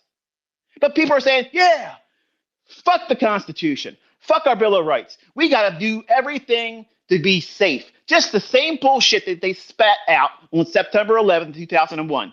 I was ready to bring up everybody. Make the Middle East a fucking parking lot of glass. That's exactly what I wanted to see happen because they said that's who did it. I was all in. Let's nuke the shit out of those assholes. Let's get rid of all of them. I bought the bullshit when it first came out. I bought that. I believed the bullshit. They, at this point, they don't give a fuck. What you think, what you believe, they don't care. They don't care. It's right in your face because what are you going to do about it? They've already proven you can't vote them out. You can't do shit. You can't do shit. So what are you left with? How can I shore up my own house the best way I can and live a gray man lifestyle? That means I'm not going to go out there in the streets and draw attention to myself. I'm not picking a side. My side is my fucking family. My side is who is dependent on me. That's it. I could give two fucks about what these fucking politicians are doing because I can't change it. I'm not voting for them. I'm not giving a fuck about what they're doing. I just know that as long as I have a buffer around me, and I'm not trying to cause static. I'm not trying to get us out of my fucking lane. All I'm trying to do is talk some common sense to all of you because it's so easy to get wrapped up in everyday living and either become so scared and lose your mind over like people still riding around with diapers on their fucking face with the windows rolled up in their car. They're the only people in the car and they got a mask on their fucking face. What are they hiding from? The fuck are they doing? They're warped because they bought the bullshit. And that would have been me in 2001. That would have been me.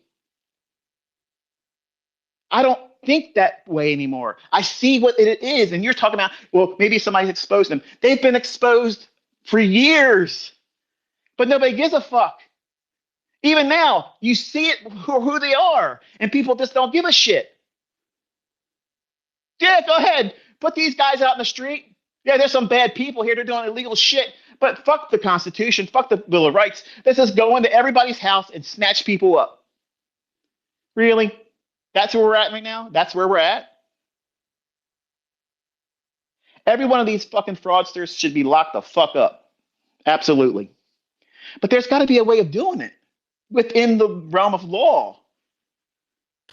To So your when point, you say that there's sorry, Michael. I was going to say to your point though, the Luciferian control and like just the good versus evil. That's where I I personally think all of this is where we have to, as humans, we have to choose a side of being good, not left or right, but we have to choose a side of being good versus evil. And like, I love spending the time with you because I know we are aligned in talking with each and every person, not about left or right, not about good or bad, but really, really about good versus evil, right? Like, there's a lot of very powerful evil things in this world, and we stand against that, right? And we're trying to just strum the attention and getting people to really understand that they need to take control of their own house, and they need to pay attention to what they do have control over. And that sense of urgency is very, very real for us. And we just, as fathers, as human beings, as folks, want to utilize our voice and our microphone to let people know, right? And I value and appreciate you, Michael. And I'm not trying to interrupt. I just want to build on what you're saying, brother, because I pick up what you're putting down, right? That's it. All of us have insurance. You may have health insurance. You have home insurance. You got renter's insurance if you're renting, because there's many times leasing agencies require you have to have that. So that way they're covered in case you burn the place down. And car insurance. Now, we don't pay for that so we can go out and use it and do claims against it. In fact, we're hoping we don't need to use it. I'm asking all of you, do you have a insurance policy that you yourself are going to cover? Nobody else is covering it. It's CYA. Cover your own ass.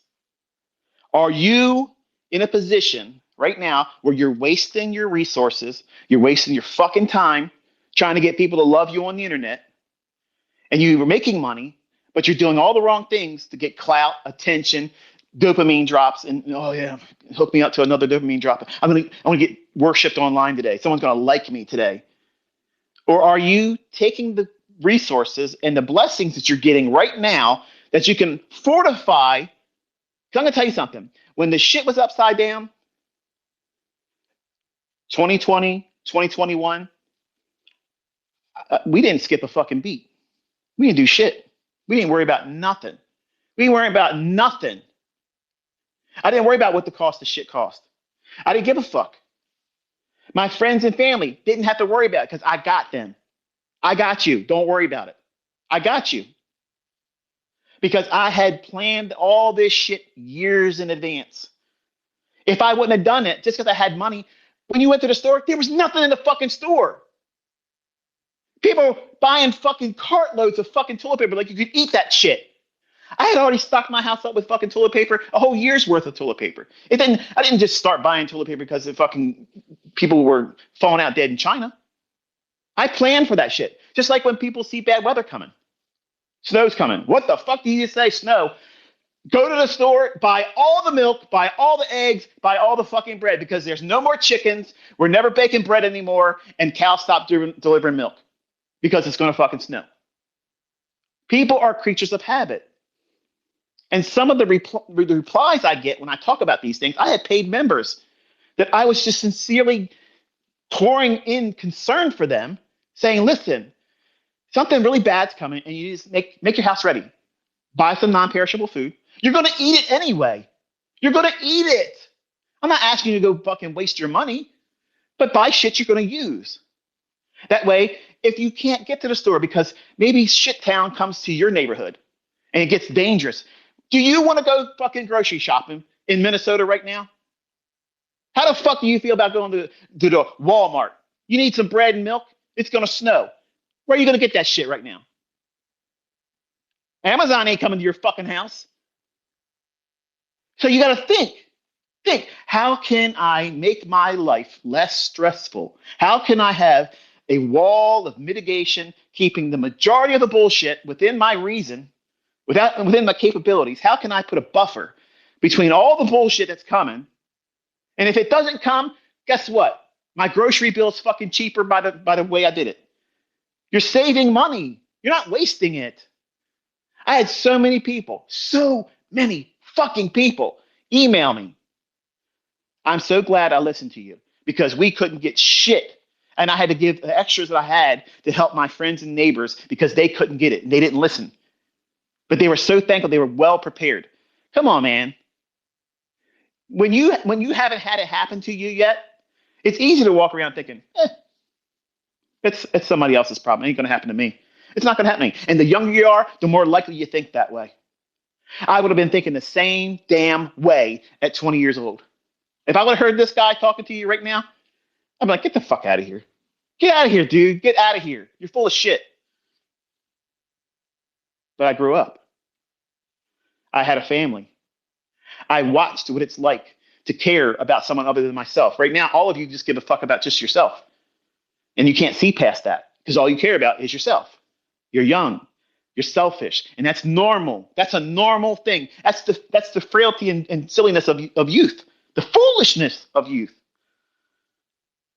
But when you have children that you have to take care of, you have dependents, you have friends that you fucking love like family, and you try to tell them, hey, look, you're wasting money on all this other shit. You go out to the bar every weekend between you, your wife, and your kids. You're spending $250, $300 in fucking booze. Why don't you take just half of that and just buy some stuff for your house? Just buy it. Just get yourself the bread. No, fuck all that. It's done. And then they're crying the fucking blues. Hey, Michael, can you help us out? I feel like an asshole. I think to myself, what could I have done better to make them have understood the level of urgency at the time when I was talking to them? I look at it like I failed. But now, because of all the shit that's gone through the last couple of years, I don't look at it as I failed. You just don't want to fucking do it. You don't want to grasp it. You don't want to take responsibility. You don't want to prepare for anything. You don't want to make yourself self-sustained. That's not fucking weakness. That's not weakness. That's strength. I don't have to leave my motherfucking house for 3.5 fucking years for nothing. For shit. I could be a hermit. I would never have to walk out there and have the sunlight shine on my fucking skin for 3.5 years. I guarantee you, not one of you motherfuckers listening to my voice could ever say that. You can't do it. You need something. You need something. Something's going to have you go out the house for something. I don't have that. Do you have to have that much? No. No. But shit, at least a month or two. At least a month or two. Whatever you can afford, whatever seems reasonable to you. Because remember, you're fucking trading. If they only disrupt the shit around you, but trading's still available, how well are you going to be able to make decisions risking money with the shit going on that's in Minnesota if that was happening in your fucking neighborhood? Think. How the fuck are you going to manage sleep if shit is going on like that around your neighborhood? You're not. So what are you going to do if it comes to if your town is affected by this kind of dumb shit? It's in trading books. People are not doing this on podcasts and on their live streams because it's not fucking comfortable talking about it. It seems lunatic fringe. But what are you doing as a business owner by not having some kind of a protocol in the event that you have disruptions like that? It's not just disruption in terms of you don't have data coming to your computers to trade because the stock market is shut down. Disruptions are anything. Anything.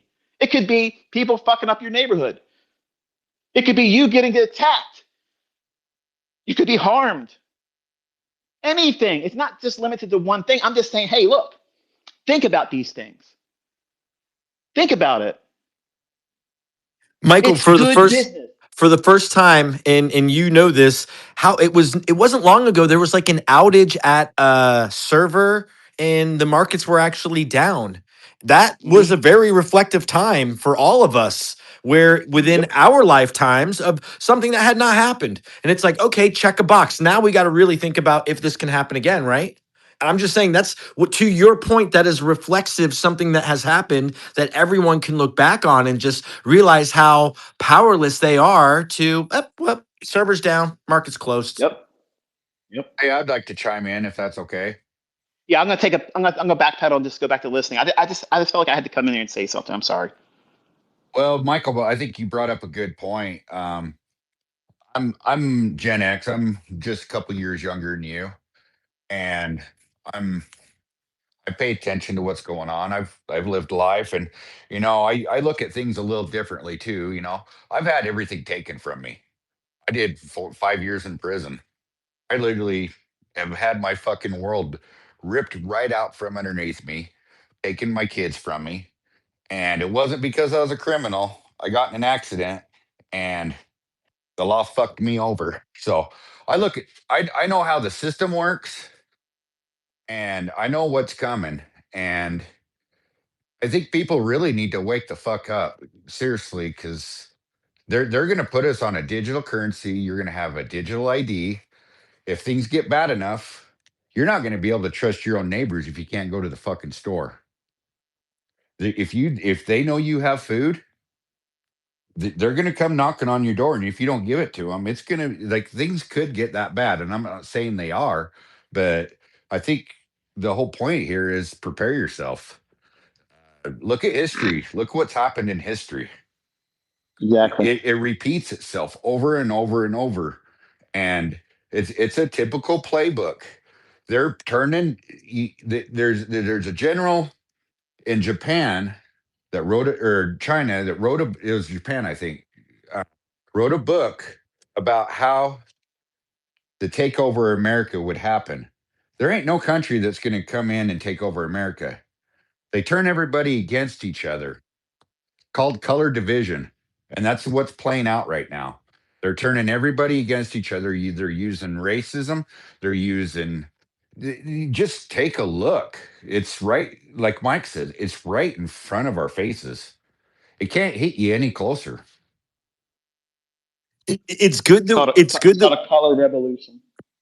Yeah, it's good that we get disparate voices, people that are kind of just waking up to what's happening in front of us. I mean, one thing I found very interesting, and Michael mentioned before, but just the powers and the controls that are indeed Luciferian, and really, really understanding that the division in the power, the control is within the divisiveness and within the division. So if you can create division within the masses, then you are then controlling. So when we look at left side and right side of fill in the blank, it doesn't matter. It doesn't matter geopolitically where we are talking about, because the location is not a variable here, because it's the same formula independent of location. If you've been abroad, you see where and how they sow division amongst people, and they make the infighting about race, about politics, about religion, and the actual power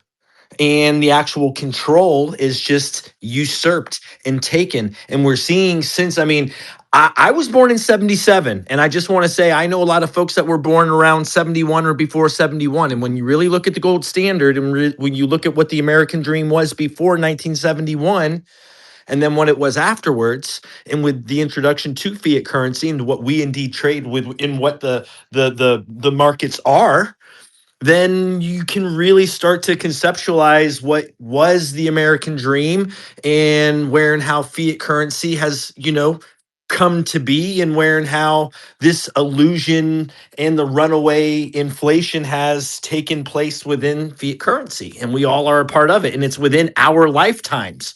That's the craziness about what we're talking about. All of this is happening at such a velocity, at such a speed, that this is happening within the eyes in front of us. And as a collective, again, we are witnessing what is happening here. And for some younger folks, you're going to be like, I have no clue what you're talking about. But there are older folks here that can anecdotally stitch together what was, the Nixon initiative and the petrodollar and the power of what was the power of the petrodollar and the agreement with Saudi Arabia, and what was even the invasion on Venezuela and the taking of these resources, right? The usurpation of resources in strengthening the petrodollar, because of the amount of profiteering that has occurred in decentralizing the dollar, quite frankly. Right. And us as speculators within the marketplace, as we're studying the intermarket correlations of each other, we're seeing the weakness of the dollar, and the where and how these entities are weakening the dollar, and where and how there is profit being taken from the force of weakening the dollar. But those of us who make dollars are witnessing this inflation. And I can these. tell you, I can Yeah, tell you go what to ahead, brother. watch for. Yeah, bro. There, the spike in oil. Japan is a huge thing I'm watching right now. The reverse carry trade. They start pulling money out of the bonds and treasuries out, and Well, I'd be It's curious to game see where over. all of this money from the metals that just went where and how it's fortified back into different markets. I'm very curious within where and how, specifically the bond market that you mentioned, where and how what has been taken from the metals, where and how it is strengthened and what are we talking about? $15 trillion, $5 trillion? Where and how is that going to be reallocated into these industries into the future? I mean, the most interesting part of the conversation, this is for me the most important thing, and I want to reiterate this one more time. We just dealt with a black swan event, the very first domino of many dominoes that are to come within this year. And the idea is preparedness and being able to see the future before it happens. And we're all speculators. So we all get this collective hive energy of, hey, what the fuck? We can really see what's happening. And the idea is preparedness. The idea is sense of urgency. The idea is to help one another. That's why we're So here. the 222, one I thing like the I time. Sorry, go ahead. the one thing that I'm doing to prepare myself, Michael brought up, what if you can't trade as a retail trader? So I'm involved in the crypto market, and I know Mike doesn't like it, but I've seen where things are going, and I've prepared myself for it. Mm, And so what I've done is I've formed an LLC to create a shell, and I'm working on doing that as a trader, so I can become an institution, like a like a institution trader. You see what I'm saying? And if you go back and look at history, when they when they repossessed gold, they repossessed gold from the public. They didn't repossess gold from corporations.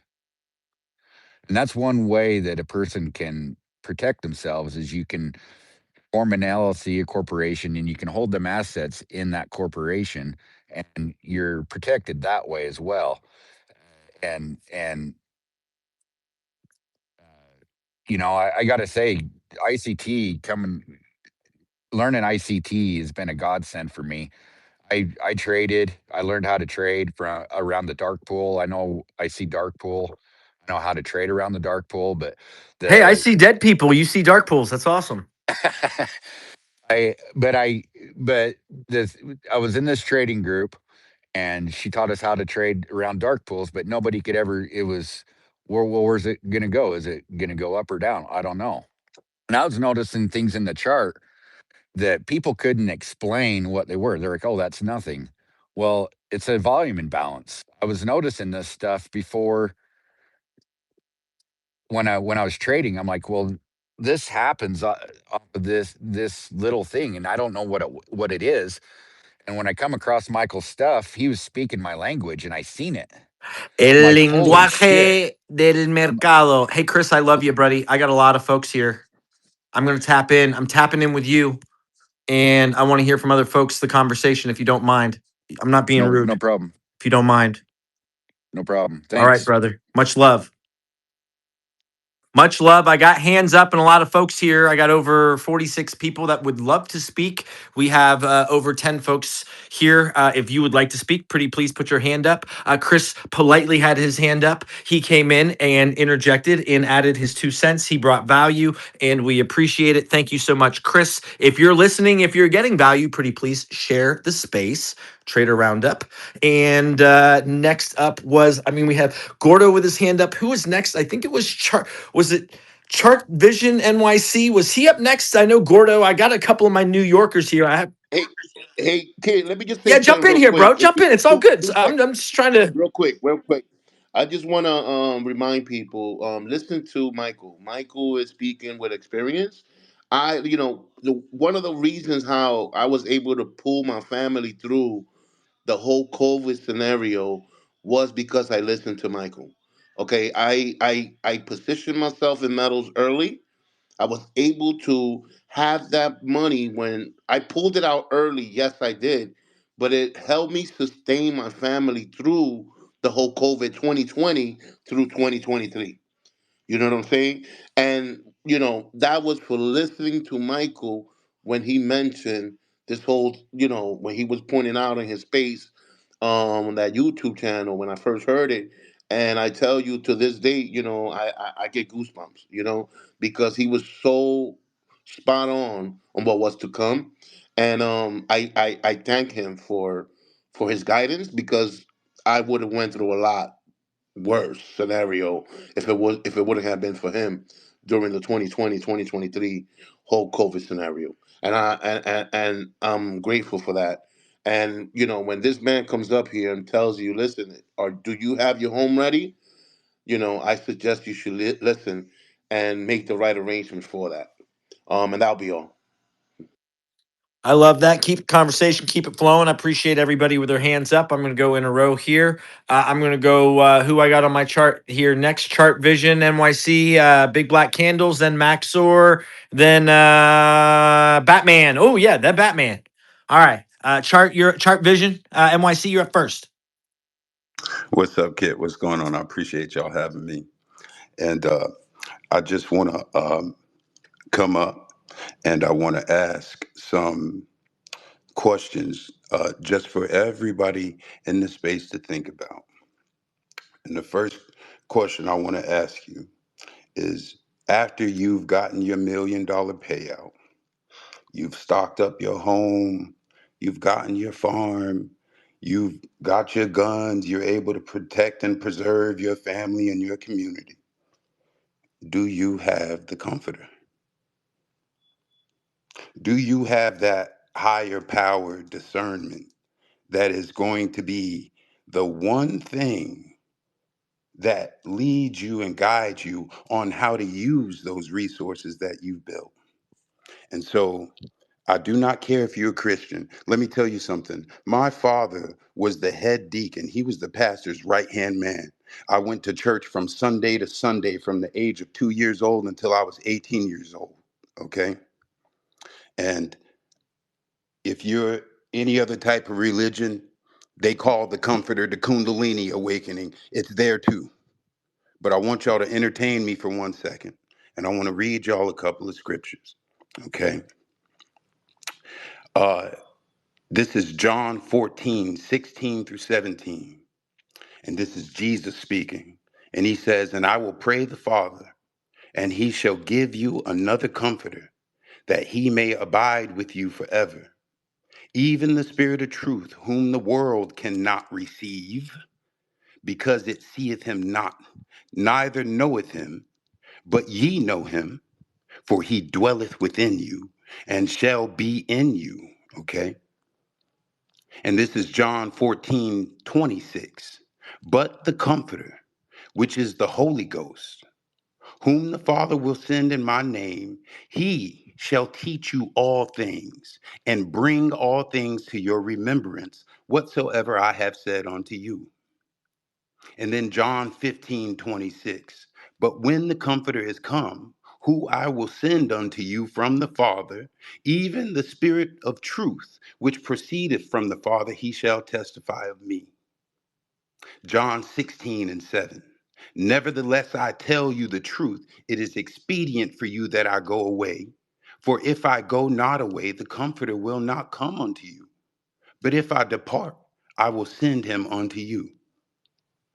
John 16:13. "Howbeit, when he, the Spirit of truth, is come, he will guide you into all truth." This is the important one, y'all. John 16:13. "Howbeit, when he, the Holy Ghost, the Comforter, the Spirit of truth is come, he will guide you into all truth. For he shall not speak of himself." This ain't no ego thing. "But whatsoever he shall hear, that shall he speak, and he will show you things to come." You won't. Let me help you understand something. Once you have all of your success trading the markets, and we're talking about, oh, when they take it away, we all know. Listen, we can smell blood in the water. Okay,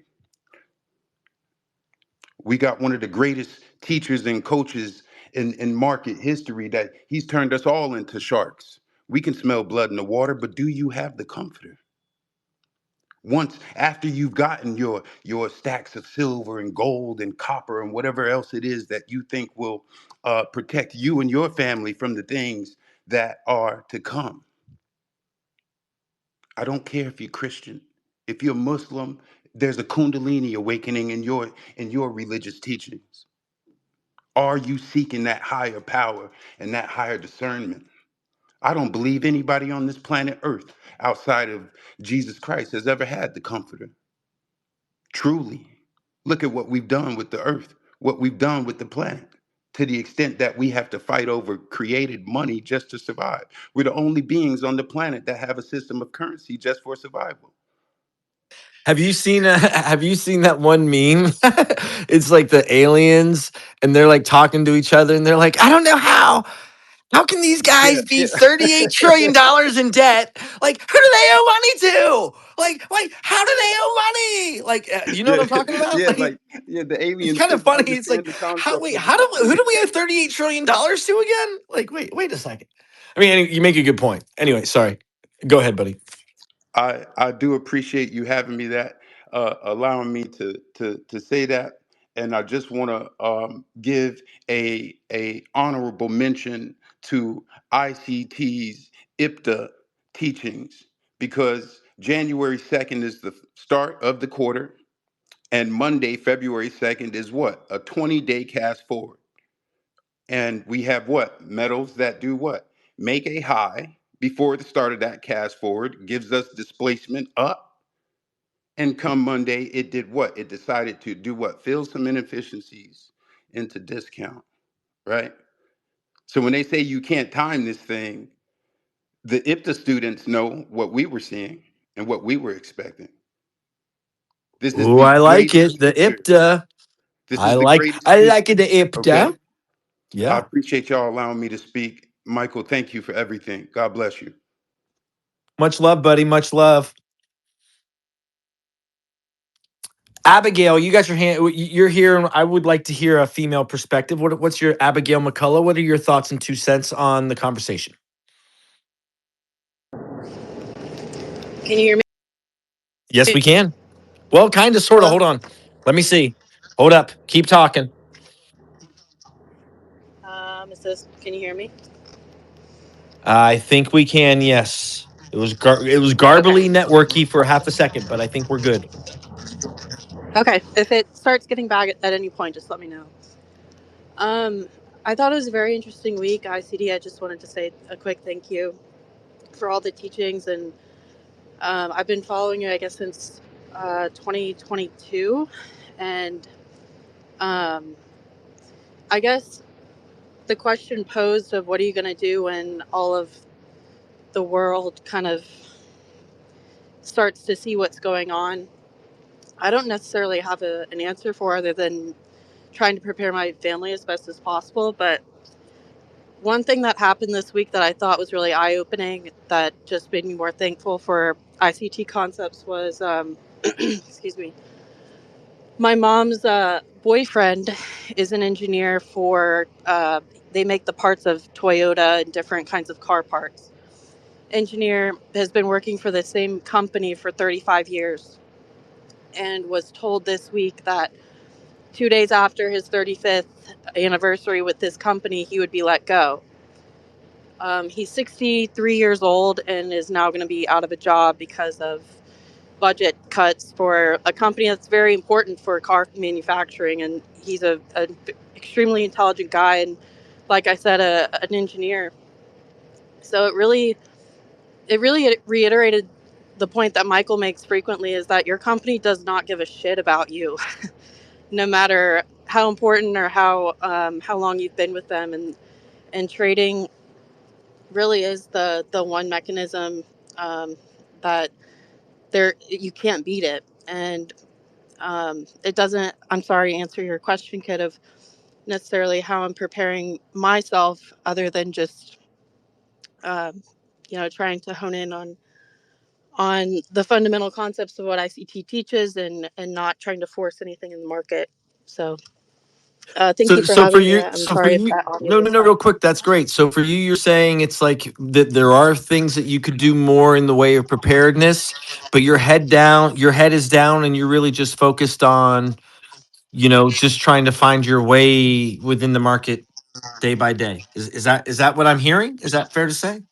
Yeah, yeah. I mean, I think like for myself and for I'm sure a lot of other people, I'm 27, so we kind of grew up in this, social media era where, like, Michael talks about people just, they post their life that they can afford, and then you compare yourself. And for myself, it's just eliminating distractions. So the only social media exposure that I have is of whatever Michael's saying, or Kit, I follow you, so whatever you're posting, thank you. People are watching it, even if I don't always engage with it. Like, it's helpful, to just, listen to and kind of be tuned into people that know what's going on, even when I don't. So yeah, keeping my head down and just like not spending and comparing myself to people that, like, I don't know their financial situation. I don't know if they are even prepared, and I can't live my life comparing myself. And, so yeah, I hope that answered your question.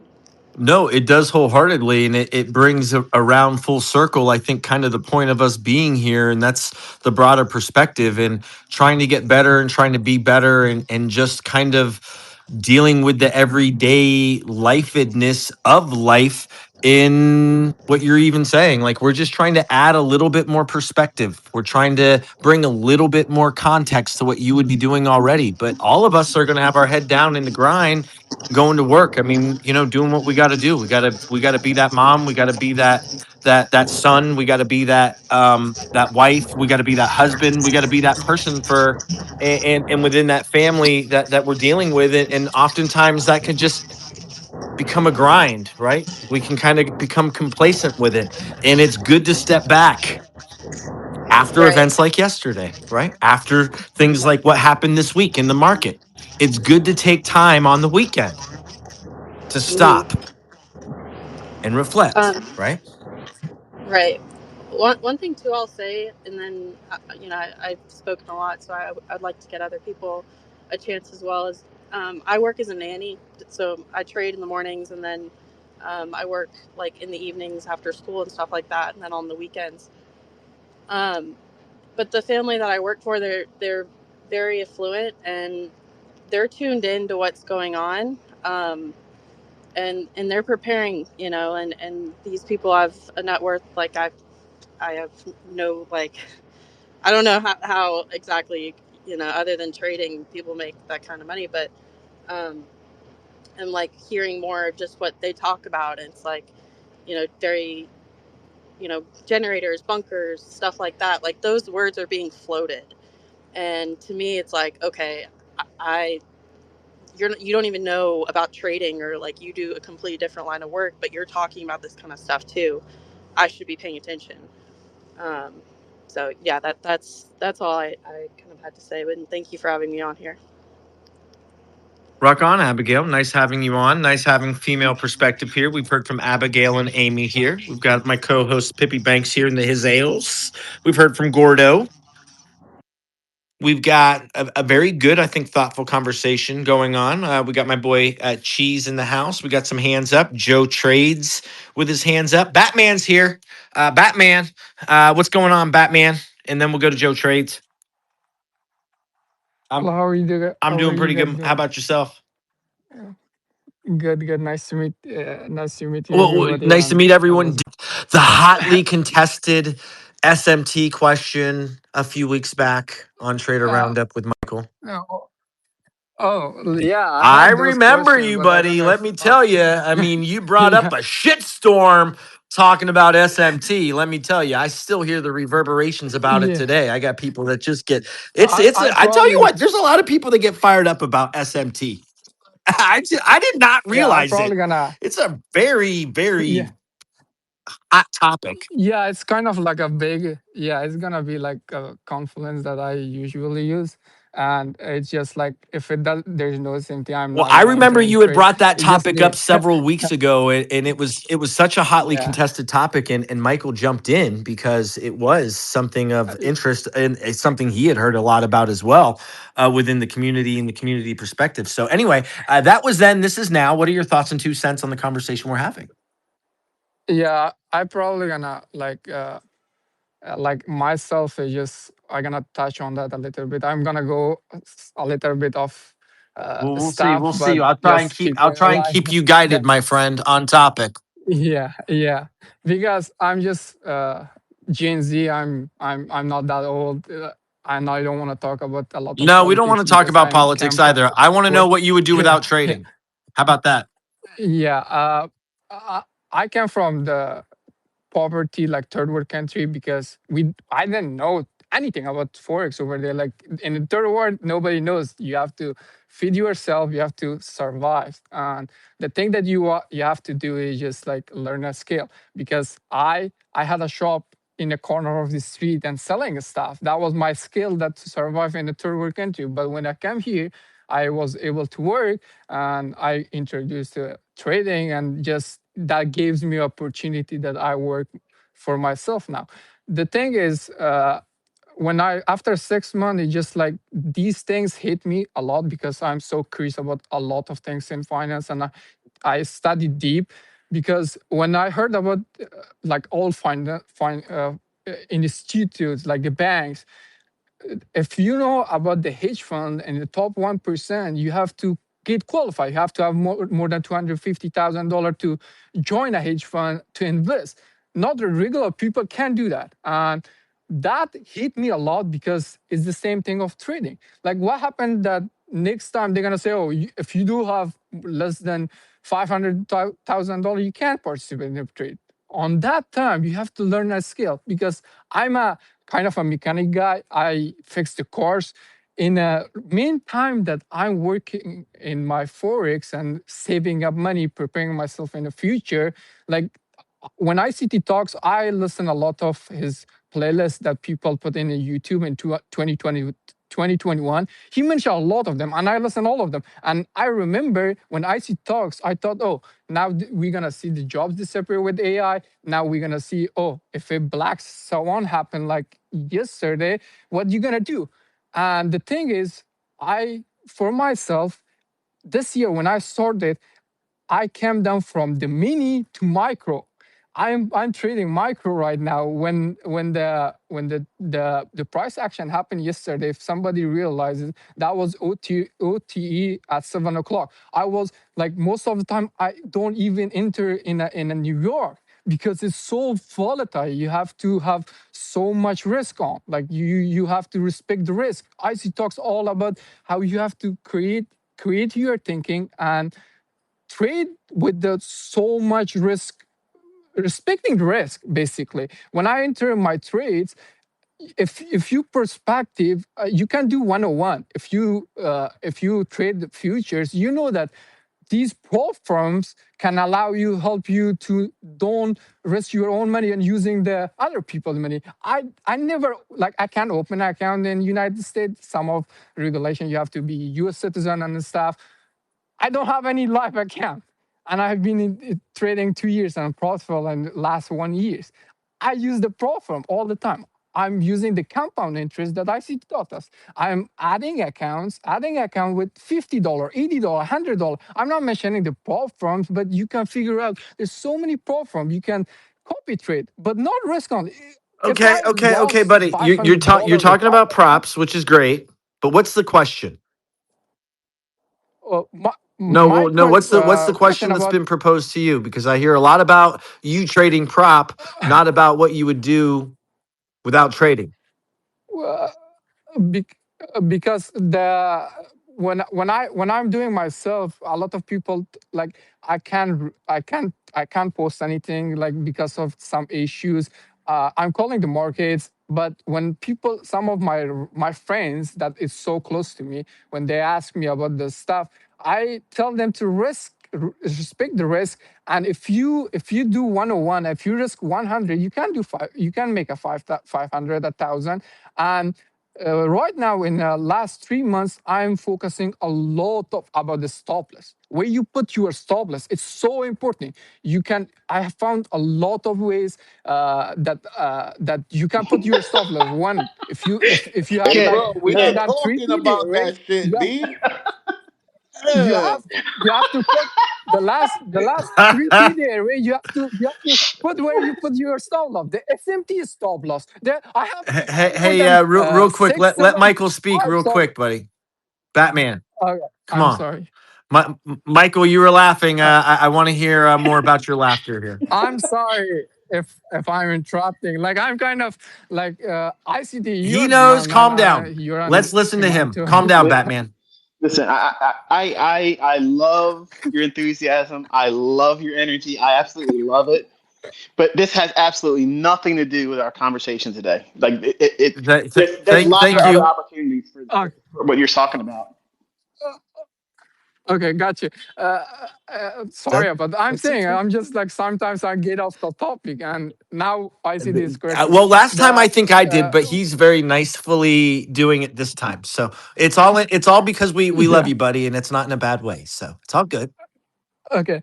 The topic of the day, if like myself, I'm thinking right now to get into fixing the car because I'm buying sells the car at the same time. Like I buy salvage car and sell them for the marketplace because I have a mindset that I want to work for myself. So you Now buy salvaged the if salvaged market, cars? Is that what you said?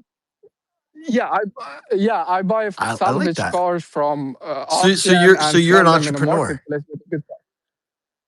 Uh, like that's the whole point No, of you're right. like No, it's a everybody good who's point. listening It's a in good here, point. So you're buying everybody, and selling in a everybody marketplace, thinks, very similar to what you're doing on a screen. yeah, That's your point, right?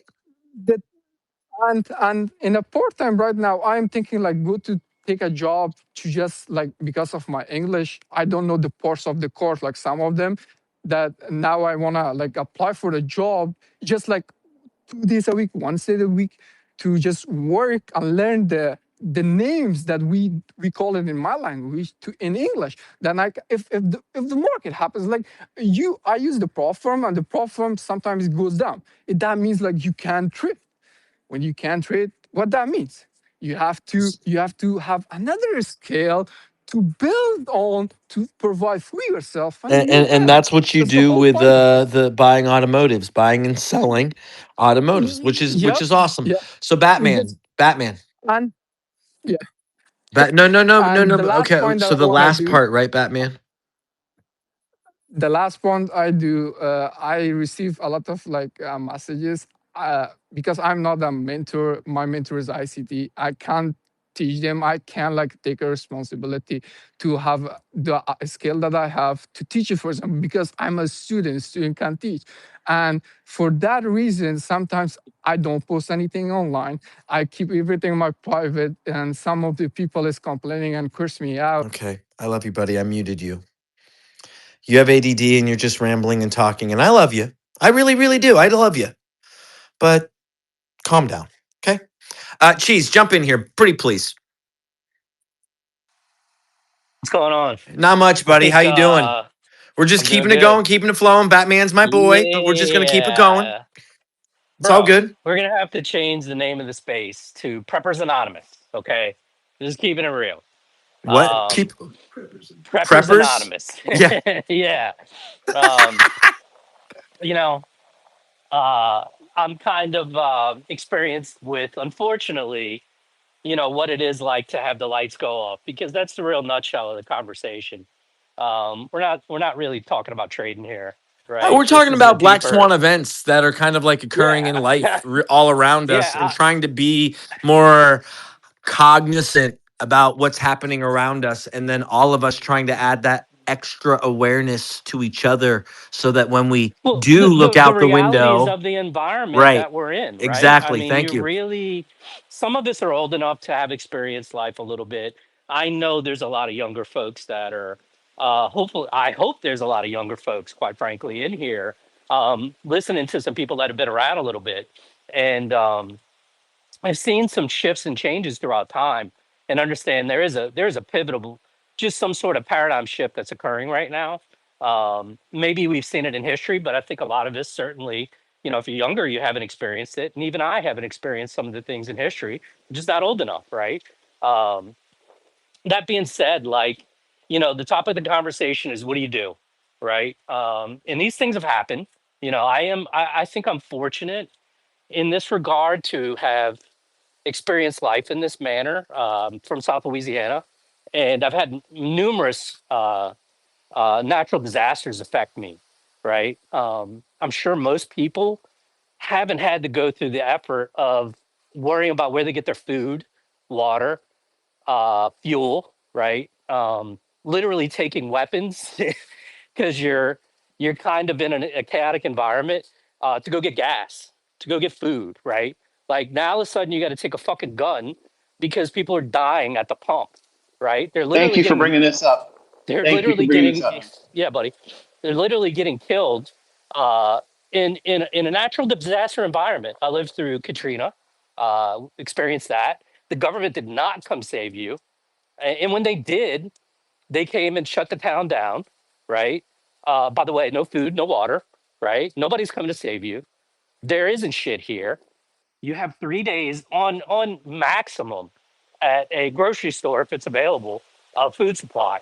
That's if it doesn't get all hoarded and taken, right? So your food supplies very, very just diminish extremely quickly. You're generally stuck to what you have in your house. Potted meat was a thing for us for Katrina, which was fun. But no, these things happen, right? Might be a microcosm from my experience, might be anecdotal.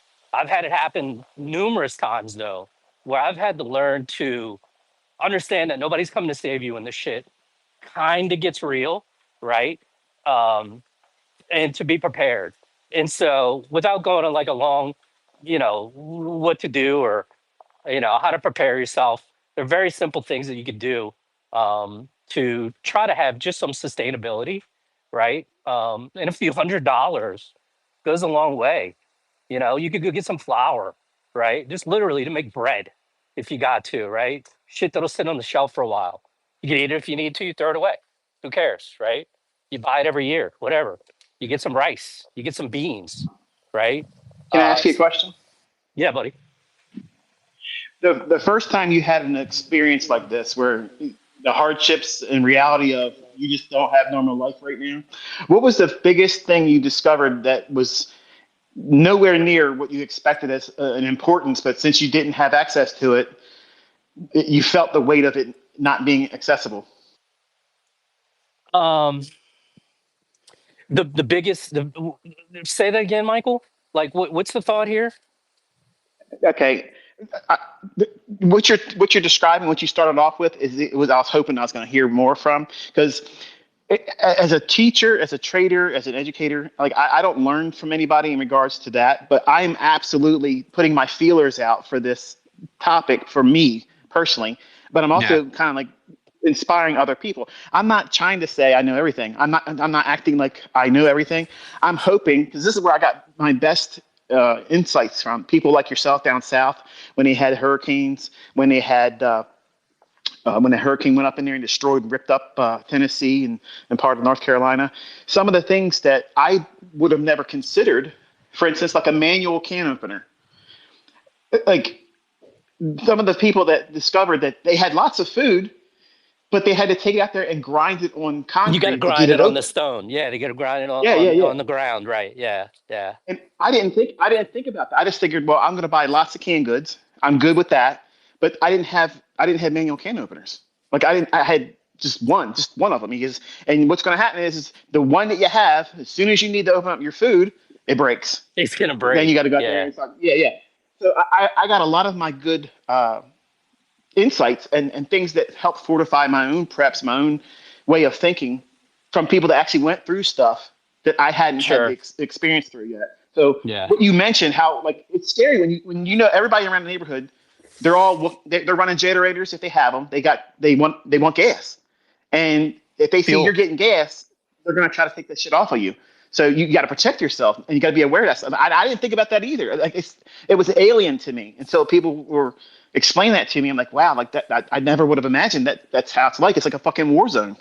I can't express what those times are like, other than they have changed me fundamentally. And like I kind of mentioned before, I feel like it's a gift, Michael. Like just in terms of being able to understand that these things can happen. My biggest worry is that we do live in a society that is, first of all, has not experienced that type of atmosphere, for one. That's the first thing, right? For two, the ability of how quick things diminish, right? And that people that are used to the society we have, where you can get things quick, fast, and in your face, and not having preparation, right? I worry about those things. And again, I have the benefit of being in an environment that has shown me that the other side is always there, right? There's always a potential that things can go wrong, and for me, I have invested some things, but I'm going to speak to it just from another level. Like, yeah, I have the home generator. The thing cost me like 12, 15 grand almost. Actually, it was probably 16 in total to get all that done. I did that 2 years ago, after the last hurricane we had here, because, yeah, bro, I'm at the gas station and people are getting murdered, right? Like, you want to talk about chaos? Like, that's fucking crazy, right? Um, so I decided to fix some things, so I didn't have to worry about going to get gas, right? That most people will never have this benefit, right? And to be fair, if this can be brought into another conversation. It doesn't have to be that, like, we're talking about the whole, like, where we perceive the powers that be of bringing things. Like, we are living in a world right now where we're seeing, a tick up in solar events. You could have a CME that completely wipes out our power grid, right? Like, these are rational thoughts, I believe, to have some preparation underneath you. And it should be very basic. I like the notion of just having a couple of months under your belt, with the simplistic needs, right? Like, for crying out loud, you could go buy you a survival kit that allows you to start a fire, right? With a flint. Like, these are very simple tools, that might seem like, okay, this is crazy talk, but how hard is it to spend a few bucks to provide these type of backstops to make sure that So what do we if talk about anything here? ever, We talk about provisions. We talk about dried goods. We talk about first aid equipment. We talk about generators, alternate yes, power. yes. We talk about what else? I'm just trying to think off the top of my head. Seeds. Anybody? Like You need to go far, you get seeds, right? You seeds are a really good need one. to go you Yeah, you just literally how to grow crops, right? That's why I was saying, like, something simple as make it. I call it bullets and bread. All right, that's the world we're living in here. All right, That's what we're you got to talking. That's have the what we're ability. referencing You here. We're got talking to dry have. goods and You got to provisions, hopefully. and we're You got to referring hopefully to make some these bread events. and Yes. have some bullets. And just the small things that most people overlook. Actually, Michael just brought up like a dope one, right? A fucking, how to open a can, dude. Right? Like, that's crazy. Most people never think about. So the idea and the concept is, please, don't shy away and say that these are conspiratorial type of thought processes, right? Because quite frankly, we live in a world where a natural disaster does occur and you're put into a situation where you have to, sustain yourself, right? A life straw. That was another one I went out and bought a few years ago, right? Like, probably 2 years ago, when I saw, that Russia's talking about doing nukes and shit. I'm like, okay, this is different, been around a long time, something's going on. Like, let's buy a few things and make sure. I don't know. This happens, right? They held in Florida hostage a water a treatment plant, right? Through a cyber attack, right? So this thing, literally, you could have your water supply shut down just from something as mundane as that. We do live in that world. Cyber attack, right? Life straws, very simple, right? Some rain collecting buckets. Um, all of those things are very inexpensive, and just thoughts, to put people on track of kind of what's being laid down here. I appreciate this conversation. Michael has helped me actually make money in the markets through his concepts, and I'm forever in debt in that regard. But this conversation is probably more important to me, of just the thought process on for how, especially younger folks, to really accept this kind of mindset, and not sway away from it, thinking it's conspiratorial, and really understand that you do live in a world that something can happen at any time, and just to prepare yourself for it. And yeah, I'll leave it there, Kit. Let you bring in some other speakers, buddy. I mean, whew, well, great stuff. We got Dom here. We got Maxor here. We got Joe Trades here. I mean, we got lots of folks here. Keeping the conversation. Hey, Kit. Yeah. Listen, I'm anxious to get to the other people talking. But I would like for you to tell you, like, take inventory for a moment in your own personal life. Like, what are like the top five things that would be major concerns for you if shit hit the fan in your area, and say the power goes out. Say the power goes out, you got no internet, and you can't connect. There's no internet access because the grid in your area goes down, and you can't trade. Like, what would you do? What would those conditions Oh, warrant get from some you two-way radios, as a by the way, response? and also walkie-talkies. Also, a couple of Yeah. nice tools to have, right? That way you can communicate with your family that's hopefully nearby, right? The bad side of this Yep. conversation is you can't fucking save everybody, right? That's the Exactly. bad side of this conversation, right? You can hopefully do what you can to prepare everyone around you to understand that these things exist, right? And hopefully they accept them and bring them forward into their own, homestead, right? But the reality is that there's a lot of pain that gets inflicted in this type of thought process, and understanding that we unfortunately, you can only do so much. But something simple again, a walkie-talkie, right? You get a couple of them, Yeah. you hand them out to your family. You get some batteries on the backstop, guys, like just a boatload of batteries, right? All right, I'll shut up. No, I love that. Homesteading, answering your question, something else. Homesteading, what are you doing in the way of preparation for food? I love where Cheese was talking about seeds. Like where you live, okay, you don't have any power now. Okay, where are your provisions coming from? Do you have enough provisions? Are they safely stored? Are they going to get wet? Again, can you open them?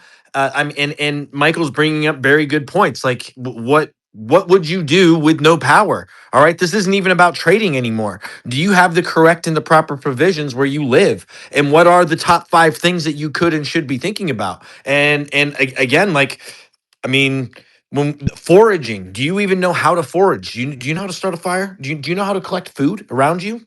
Like, do you have to go to the supermarket? Kid, I got a BB, and a what is it with the slingshot? I fucking bought a Yep. slingshot and BBs just in case I don't have enough bullets, right?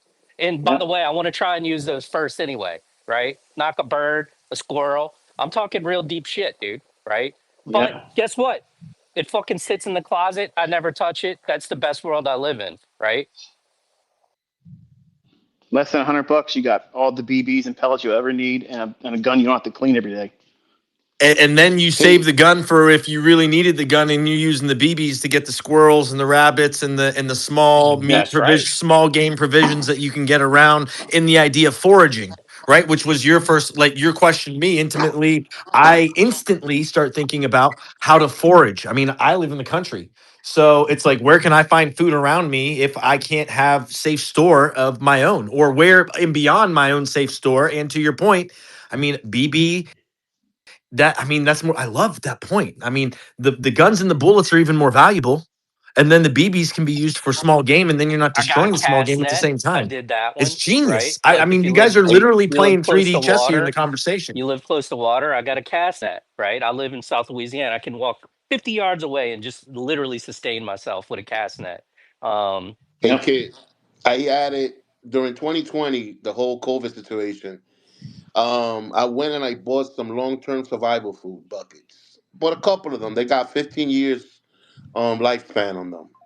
Was it a bad investment? Absolutely not, because it's worst case scenario situation, right? Wait, what And is right that? What is that? A bucket? it's like freeze dried food. Okay, Works in case of an emergency. You just you add water and stuff like that. It's like okay. I'm gonna eat. It's so okay. It's So like they're they got provisions. breakfast, They're they got provisions. lunch, they got Emergency dinner. provisions. Okay, I got you. Right, and they really cheap, right? I bought them when before people started jumping in on them, because I started prepping late 2019, right? Um, yeah, I spent a couple dollars in them, and right now they're pretty cheap because nothing has happened. You got 15-year lifespan. You throw that in your storage bin, you spend $500, $1,000, whatever it is, right? And just leave it there. Worst case scenario, right? There's no food. There's just like Cheese was mentioning. They got 3 days shelf life in supermarkets worth of food. CME, an explosion happen, a bomb blows off anywhere around the world, we're going into martial law automatically. Just take these necessary precautions, just in case. Yeah, that's not what you want to eat, but if there's nothing else, man, that's what we got. I have students that were in Tennessee when that hurricane came right up in the middle of our country and just leveled everything. I mean, to see the video they sent me that never made it to to the news, like you don't see it. Like these videos are showing houses literally floating away, people up in the trees, scared to death they're gonna get washed away. This was in the And Appalachia, right? Is that yeah, what yeah, you're yeah, referring to? There yeah, were even like they were near what were there some kind of mines and or some precious metal resources in that area? Maybe I'm Yeah, conspiratorial. North Carolina, yeah, Asheville. Yeah. Yeah, yeah. yeah. Okay. And No. So the, that's what you're referencing. Okay. Right on. and to hear the stories and the things they had to do just to live, like they didn't even have a tent. Like they had nothing. They're literally just huddled up underneath trees because their house is washed away. Like, Dude, what you do don't you know do how in that bad that situation? pissed me off that the FEMA's saying we don't have money, Right. right? Exactly. And you're seeing this event play out simultaneously. And then Mm-hmm. guess what? How much have you seen about the repair of that whole, literally that whole, it's just an amazing swath of land that was affected from that. That was an incredible event. And Yep. it's like it fucking didn't happen, man. Now, granted, to the people there, it happened, right? I don't know. I haven't been there. I did live in Knoxville. I'm very intimate with the area, but it's like, wow, like, no, dude, that really swells me up that you see these that singular event. There's other events that it's like it just didn't happen. We moved on, right? But those people are really still affected. It's probably Hurricane Katrina took. Dude, I mean, to get this infrastructure back, right? And that was a major city. You're talking about shit that's sparsed out all over the place. Dude, they'll nickel and dime them back to repair for the rest of eternity, right? They had to do shit here to get it back up and running. Really swells me up that that's like almost a forgotten area, but that's just it's like a fucking word vomit here. The fact that you brought that up does kind of get me PO'd, It's man. sickening. Yeah. Can you imagine the people just 48 hours before that happened, and you ask them, "Hey, look, what do you think the odds are on Polymarket that we're going to be affected to this degree by the hurricane that's going down into the Gulf of America or Mexico, whatever you want to call it now?" They would have never imagined that. I would have wagered there was no way that was never going to happen. Never. And look at the damage it caused. Like, and people sit here and they're thinking, has nothing to do with me. I don't have anything to worry about. I'm an island unto myself, and it's never going to happen. I have nothing to worry about. This is ridiculous. This is conspiratory. It's nonsense. This is fear mongering. This ain't fear. This is preparedness. It's so that way you have things in place, so that way when shit does get harder, if it does, I'm not saying it will, but I mean look at it around. I mean look at what's going on. If you're trying to think about managing risk, you have to be settled. You have to be calm. You can't be hopped up and fearful of the outcome because you need this to work because everything else around you is falling apart. But That's what Michael, I'm the, trying to the push hot on. take out of that is understand. And again, I've been fortunate to understand this a long time now, right? That was the most recent, one of the more recent. These things happen, right? But that one in particular should remind people that the government ain't coming to save you. That's what that story is really, really about, right? That at some point FEMA is out of money. They're telling you they ain't got no fucking money. That's crazy, right? There's all the money that rolls around through our economy and outside of this whole nation, right? And you can't funnel up some money to get these people square, rebuild their infrastructure. Like, it just blows my mind. But it's the reminder that comes around that people are secular, they don't get to experience it, it doesn't happen, right? But dude, when the shit lands on your doorstep, you want to have something to kind of just make sure that you're square just a little bit, right? Yeah, Much just less a get the little fuck bit out of of provision. Dodge. Like if you got it, you gotta leave. Like I don't know Yeah, what that is, where you go, but that happens too. yeah. I had to leave, but whatever. Dom, Let's jump hit. in here. Yeah, man. Let me real quick. Such important conversation, man. It's good to hear. people like Cheese that can share with us what they've been through on Yeah, things we got a like this. great vibe in here today, bro. Yeah, man, it's happening. Yeah, I got a countertop water distiller, right?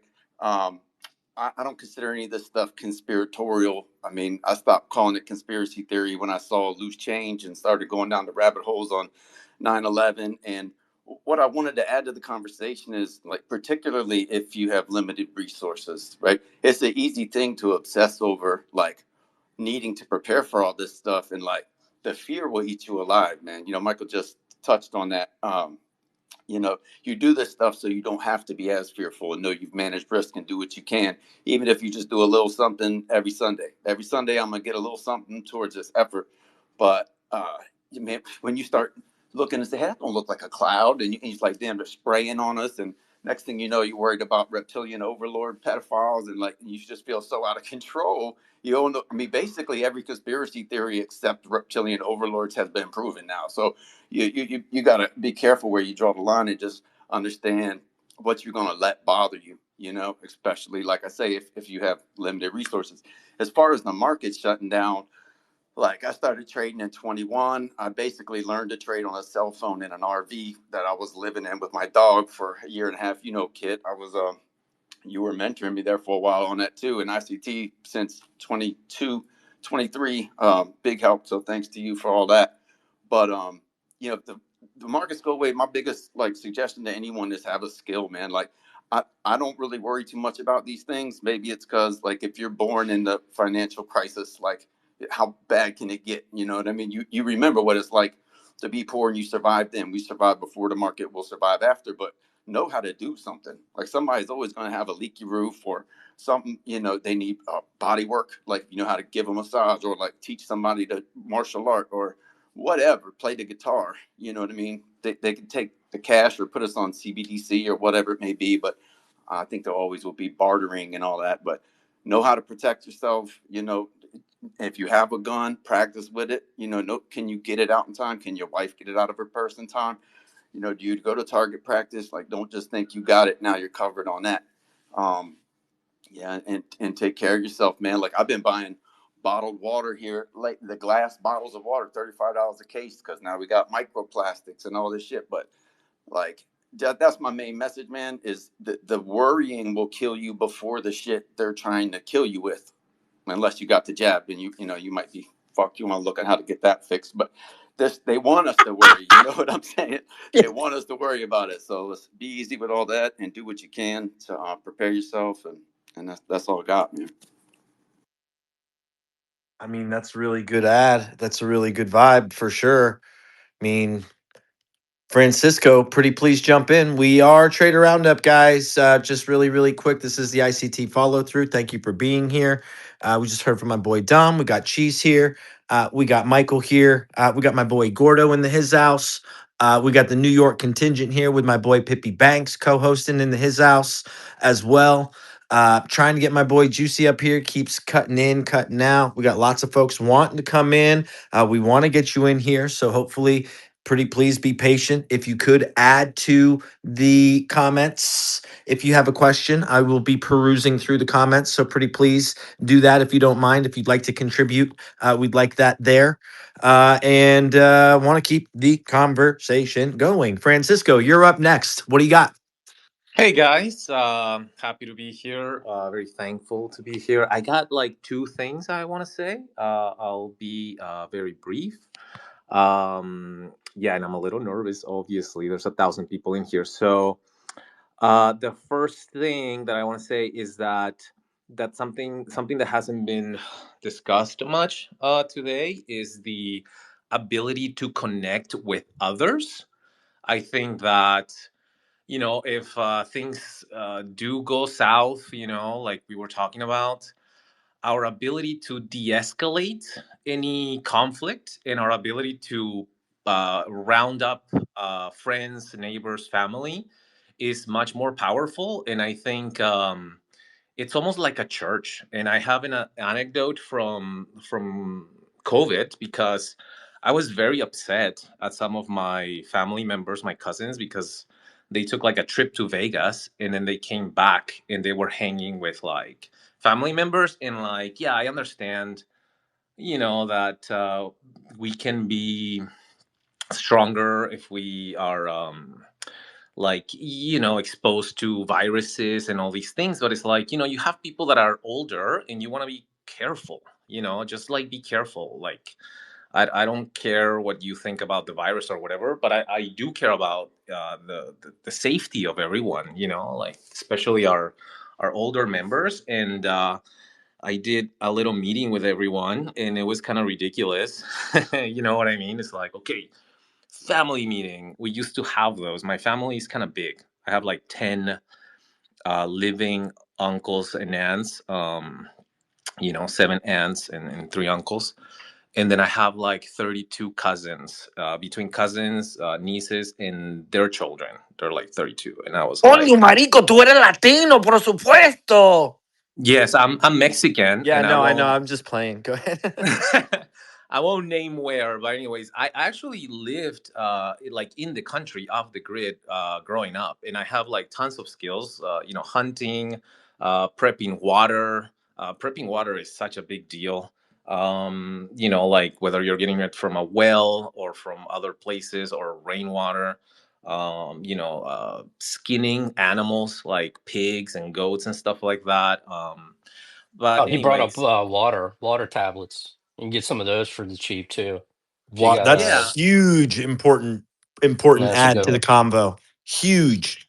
Yeah, that's huge. And so back to resourcefulness, we need to be able to connect. And I feel like a lot of this stuff happening in the moment is drawing us, like the draw, at the moment is to not be connected, to be separated. At least that's how it feels like.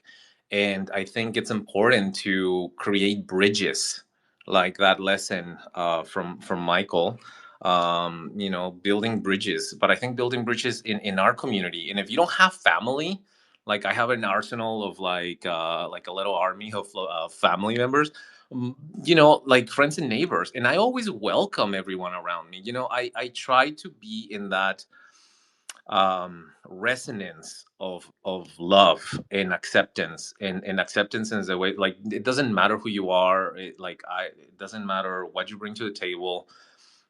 What matters is that you are you, and like having that, I think, opens up people in a different way, or they approach you in a different way that's not harsh or intimidating.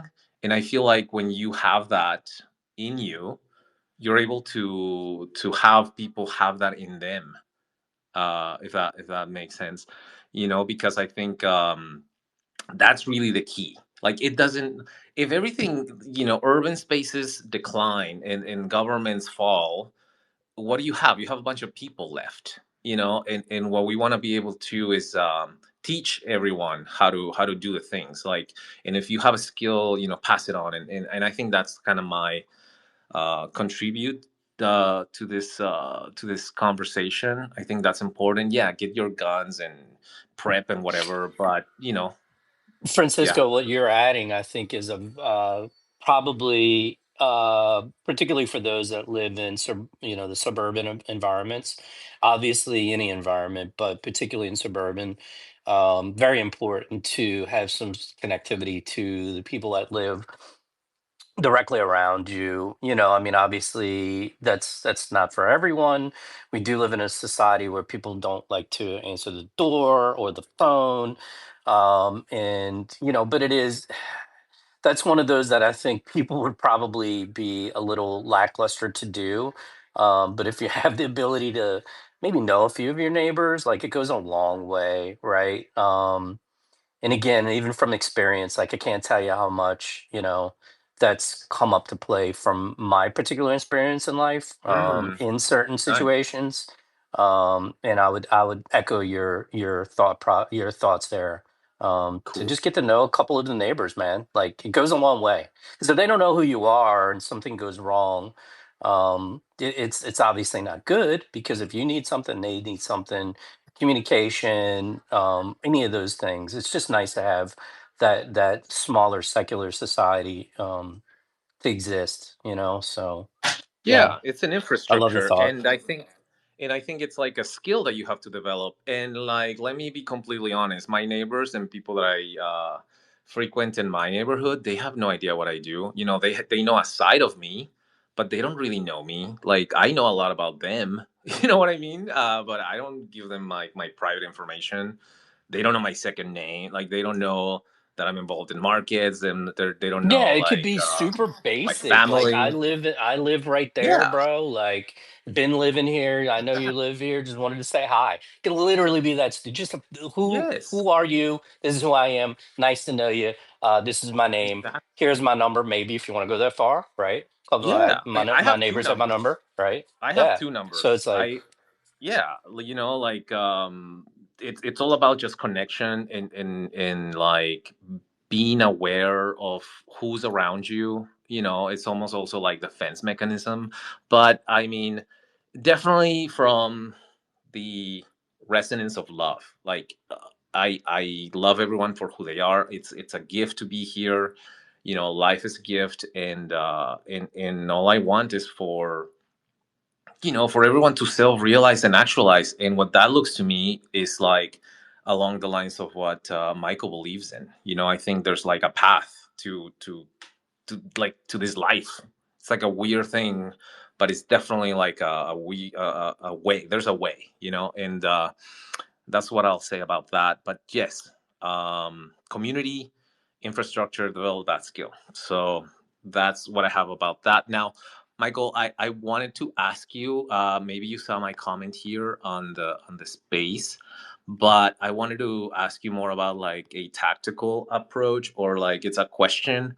You know, you've mentioned more manipulation coming into the market. That kind of stuff. Like, are there arrays or frames or things that we can look at?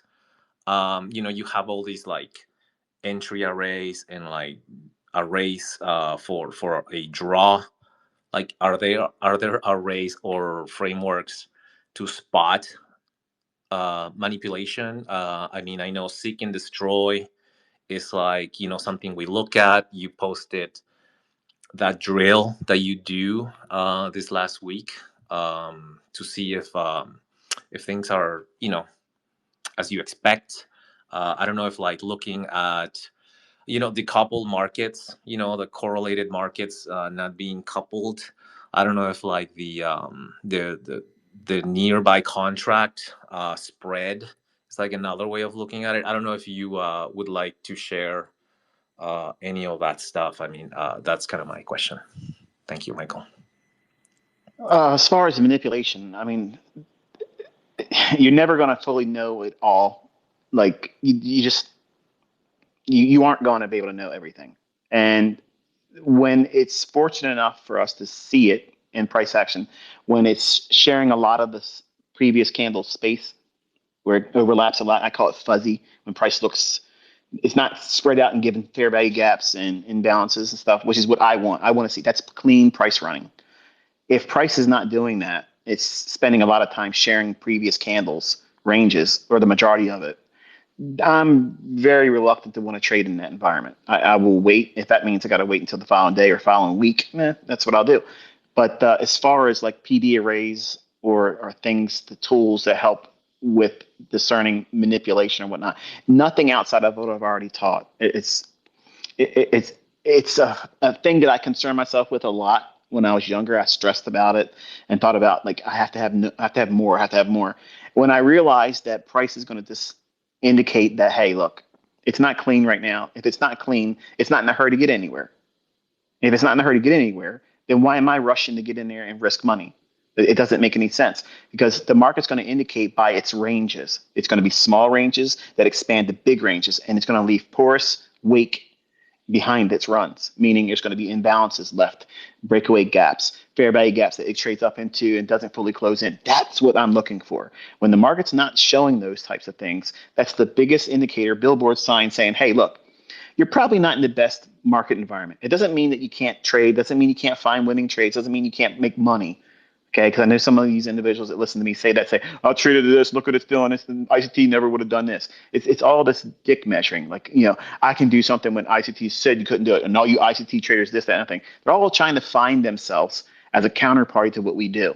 And that's unfortunate because we're not out there trying to say, look, we're counterparty to you. We're out here just doing what we do. And it's just winning. And we know when not to engage. That's a huge advantage in and of itself.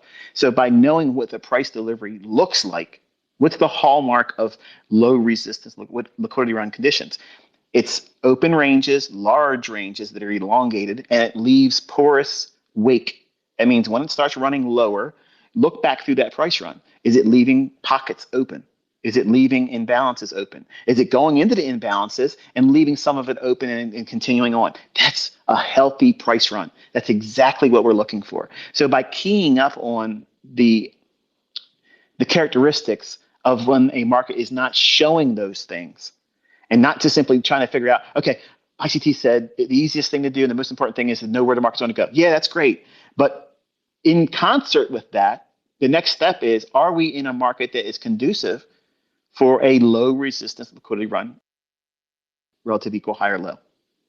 And that's why I'm saying that it's what we do is not complicated. Right away, if you understand what I just said, that removes so much of the ambiguity and the hardships of what people struggle with by using my concepts. Is it the right time to trade? Okay, when is that? Well, you don't want to be trading between 5 o'clock in the morning and 6 o'clock in the morning, Eastern time. You can start as early as 6:30, but then when you get into 7 o'clock, then you're in that pre-market session. Things are going to happen. But is the market, just because it has relative equal highs or lows there, is the market running with porous price action gaps behind it? Is it leaving inefficiencies behind it? Is it coming back up into the inefficiencies? Is it completely overlapping those inefficiencies and staying right back in the previous range it just left from? Because if it's doing that, what is it indicating? It's high resistance. So if it's high resistance, sure, it can go to those relative equal highs or lows that you think it's going to go to. But are you willing to absorb the risk in this current climate? Or would you say, I'm just going to wait until the opening bell at 9:30 and see what the first 30 minutes does? And then see if it indicates a willingness to want to get somewhere quick and leave very clean price action. Because if it's doing that, it's indicating it wants to move, and it won't be done just simply because it goes to that relative equal high or low. It's probably going to do a deep retracement or continuation. Either or, it gives you another chance at finding the next price run. But that's to me, that's the easiest general rule of thumb to determine if you're in a market where manipulation isn't in the cards. It isn't in the minutia right now. Just focusing on that makes it a lot easier. And I'm not sure if that helped you, but if I was asked that question in any other way, that was the response I would always give. Yes, absolutely. That's very clear. And it's not about looking at like other stuff that's outside of the market we're looking at, right? It's like more about the price action that we're getting delivered. Right. Because, I mean, one could say, okay, look, where does SMT fall in this? Where is correlation or the lack of correlation, SMT, that type of thing? Where would it fall in that?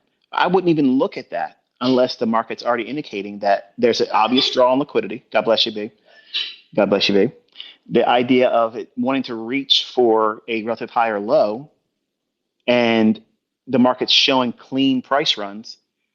Then, if it runs a short-term high or low and it's not seen with a correlated, like for instance, ES and Q, if it fails and there's a SMT divergence there, then that absolutely gives rocket fuel to the idea. I'm not looking for SMT to justify an idea of manipulation. I'm looking for, is the market poised to trade cleanly to a level that's obvious and they're going to target it? So I have two things in my advantage already. And then it shows the actual manipulation that would be contrary. In other words, running up and make a higher high in NQ, but ES says I'm not going there when the relative equal lows are below us on both indices and the market's running cleanly. That right there is like, it's a green light go. As soon as it gives you a breaker, model 2022 sell, or a first visit fair value gap, you name it, whatever mechanism you're going to use to get in there. get short and look for those relative equal lows to get tagged, and not expect that SMT to be violated once the high's in place. The first fair value gap that forms after that is going to be minus 2022 entry, or it stays as a breakaway gap, either or. If it can't go up and then enter or short into it, it stays a breakaway gap. Then use a breaker, bearish breaker, use an entry on that, and then just trade anything after that. Institutional order entry, institutional order for entry drill, or a regular fair value gap short, and or immediate rebalance. Anything that gives you a entry mechanism to get short from, treat it as a premium array until it trades down to half of the range before it gets those relative equal lows. As long as you're entering in the upper half of that above equilibrium, you can enter. But once you get to equilibrium, don't chase it, don't do anything, because you run the risk of seeing, even in clean price runs, very loose like liquidity runs, it can still have deeper retracements, and you're actually entering in a time when retracements could happen. But once you get down to the lower third of it, or lower quarter of it, you don't usually see a stop run. So it's usually a real quick run to the relative equal lows. So I just gave you a whole clinic right there in a couple sentences on what you should be looking for optimal entries, optimal conditions, how to use a very short list of things, no moving parts, no long list of moving parts. And it's just where you look for things to form. And not every one of the PD rates are going to form in that price run, but whatever forms, if you understand its premise, you can position yourself. Like I just did the other day using the Zircon model. Like I was taking every potential PD array there while in the upper half of that, and just building it and building it and building it with a micro, and doing better than most people do when they're trading their multiple contracts, on a full mini. And I'm doing it with a micro. So you can make plenty of money, but you have to be patient and you have to be selective. Not only patient, but you have to be very, very selective. Just because you see a relative equal high or low, just because you know it's the right time to trade, is the market by price action? Is it showing very clean price runs, leaving inefficiencies? Is it quickly trying to go back over top of them and staying inside of it, filling in that fair value gap with multiple candles and not trying to go anywhere? Is that indicative of a clean price run? Is it low resistance liquidity run conditions if it's doing that? Absolutely not. So by spending more time looking at when the days trade very cleanly and when days are very fuzzy, when candles share a lot of the previous candles' highs and lows, or the majority of their ranges, that is indicative of a time frame and session where I'm not participating in. I will watch it. I'll tape read it. I may go in with a demo account just to see if I can get a better read on what price wants to do. But as far as throwing in real money when it's doing that, I'm not going to do it. Wow. Okay. So, Kit, I'm sure you're ecstatic about this. I'm gonna be nonchalant about it, but that was like one of those heavy, heavy gems. Oh Thank you, yeah, oh Michael. yeah, yeah. Oh my What God. what I heard, and I mean, everyone hears different things, and everyone's going to understand different things, and I think that's the beauty of the conversation. And Michael just said a lot of things that were very, I think, in depth. But some of the things that I heard, Michael, and maybe you could pontificate further on this, was I heard, and you can be like, how did you hear that? But I heard like speed from arrays and how quickly price is moving to or from, maybe point A to point B. Like I don't know, while you were talking, just intuitively I thought of like the term velocity. And Mm-hmm. yeah, that's just what I don't know if you want to touch on that at all, or if that like adds anything. Just like riffing or thinking about what you were saying, and as in depth it was, I was like, wow, like I'm hearing speed, I'm hearing velocity, I'm hearing like the way price is reacting from these different arrays is really gonna help within the trade plan towards what we're looking for or anticipating, as you're saying, these clean price runs, and where and how efficiencies are left or not left, and whether that's a high resistance price run, or whether it's indicative towards those clean, as a low is swept or taken, and as you've explained before, and enveloped, to then quickly turn around and violently go the other direction towards what would then be a different point of liquidity, right? Well, if you recall all the examples I used to do, and I would do the annotations as of recent. The volatility in these markets today doesn't afford me the luxury of reading the candlestick, anticipating what you guys are going to be looking at and thinking, why is he going to pick that? Why is he going to pick that? Why is he doing that? I'm trying to make it as simple as I possibly can using what's available in price action. And I don't have always the luxury using the time frames. I'm using like 1 minute, 15-second chart, something like that. So many things are happening. I used to be able to, like when I was doing Forex is a little bit slower. So I could go over and type out, this is what I expect to see. I want to see speed and magnitude here. I want to see it drive aggressively. And now I want to see these long stretched out black limousines going down the 654 Club. Okay, 654 Club's the draw. Okay, everybody wants to go there. That's the hot place that's happening. Well, whatever that is, if we're bearish or bullish, you're correct in what you were listening for is you want to see if, for instance, say it's a draw higher, just to change the tone of the conversation in the other direction. Say you think it's going to go higher. Your bias is higher. You think it's going to draw to some measure of buy side liquidity. You don't need it to be bullish for the whole day, but the session you're in right now, you think that is a suspect level, and it makes perfect sense because they've already explored going lower. We had a shift in market structure to the upside. There's a small little short-term high that's been pierced. Maybe there's a SIBI that formed on that most recent low, and you anticipate that becoming a inversion fair value gap to be long on. Price trades down into it. It's respecting the upper half. It maybe throws a wick down inside the lower half, which I love that. I want to see that right there. That's a beautiful signature right there, Dodgy. Keep that in your notes. The bottom line is if it leaves the lower half open, it can come back in there and lay a wick down in it. So you want to see that wick dropped in there initially, right from Jump Street, once it first goes in there. Once it does that, it's proved to you by leaving the bodies in the upper half and then starts running. Now, what do you want to see after that? Every down close candle repel price higher, not see half of its body be breached with a next candle close. In other words, it's respecting the upper half of it. That's institutional order flow. That's real algorithmic order flow. It's showing you that you don't need to know the numbers of the fucking volume inside the candlestick. Fuck all that bullshit. The open, high, low, and close is going to show you everything you need to see. So if you're bullish and you're expecting that buy side to be hit, do you want to see lethargic runs off of these upper halves of the order block or the PD arrays? Absolutely not. You want to see the minimum amount of time in these ranges on the PD array, but you want to see like a little spur of energy, like it just rips away from it. It doesn't mean it's going to go straight up and start moving 500 handles from it, but when you are watching price action, the retracements that move lower will be slow. They'll be orderly.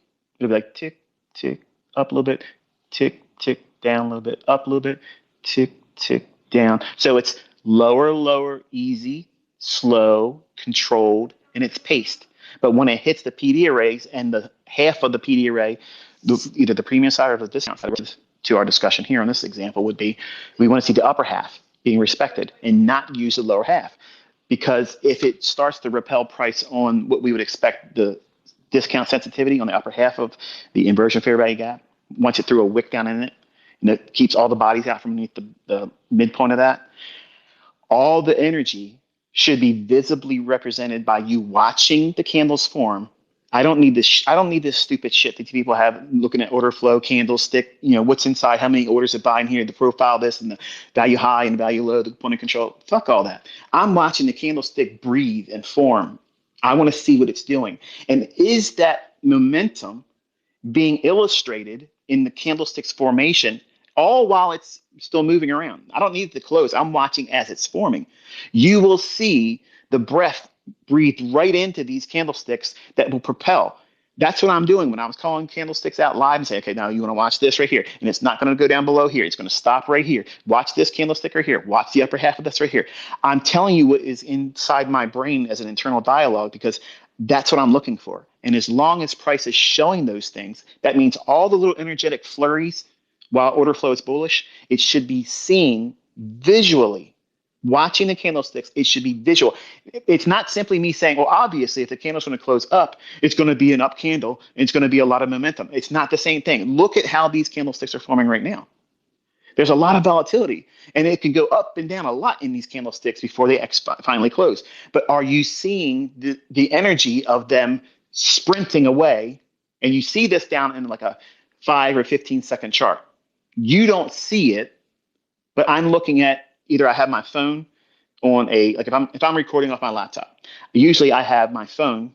I haven't been up in my computer room shit for months now, but the idea is I have a 5 or 15-second chart watching the same time frame that I'm recording. If I'm doing an example to share with all you, I'm looking at the lower time frame second chart, and I'm watching to see if that lower time frame chart is creating little fair value gaps that stay open, because they're like micro gaps. They're acting like breakaway gaps. And it's after trading into the discount sensitivity portion of the PD arrays. So the upper half of every PD array that I expect is something to be bullish, I'm then measuring what is that lower time frame 5 and 15 second doing. Is it leaving little tiny little micro gaps on those time frames? And if it does, that's telling me order flow is absolutely bullish. I have nothing to worry about, and it's not going to trade down in the lower half of these levels. That's why I'm right. That's what makes me confident to point out these things beforehand. That's why I do it, because I'm looking for things that I know work. They're not gimmicky. It's absolutely visual. You have to be a visual interpreter of what price is doing by watching it.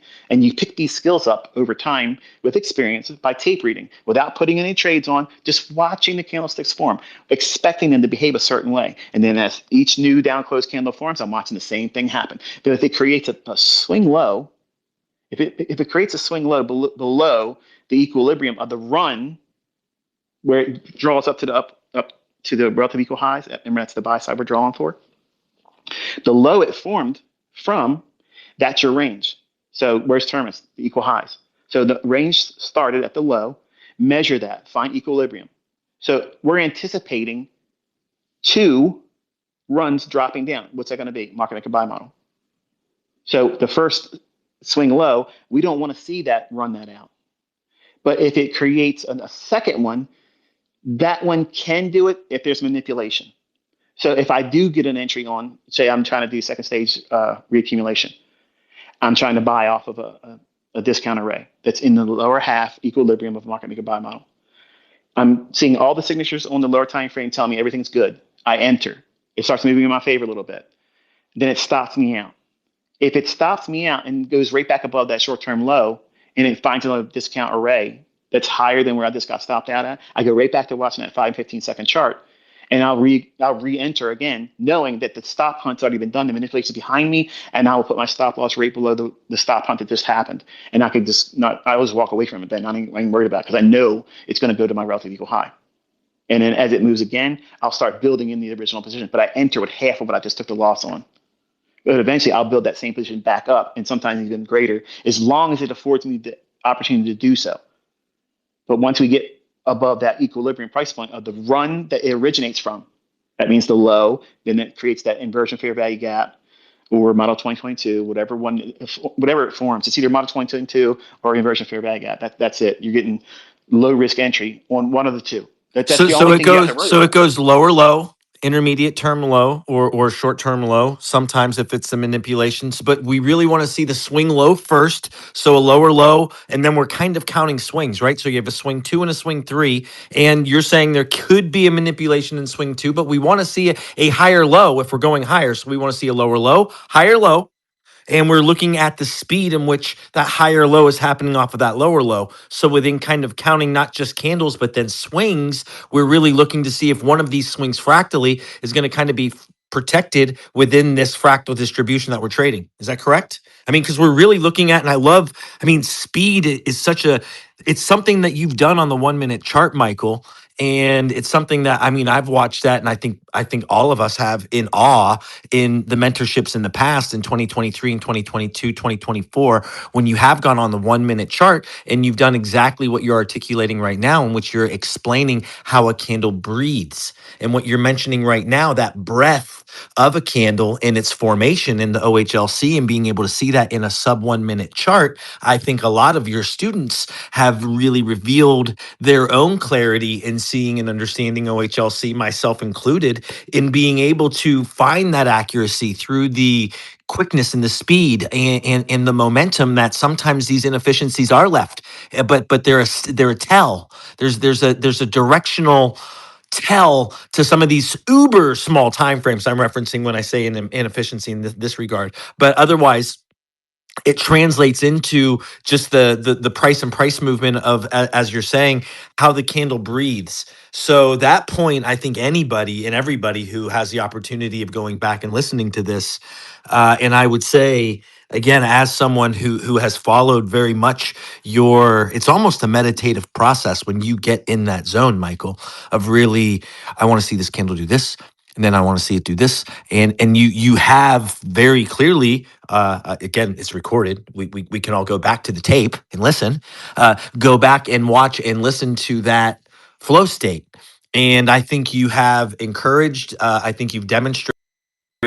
I think you show your students, the community, how to kind of enter into that candle breathing, candle reading flow state from a sub 1 minute chart.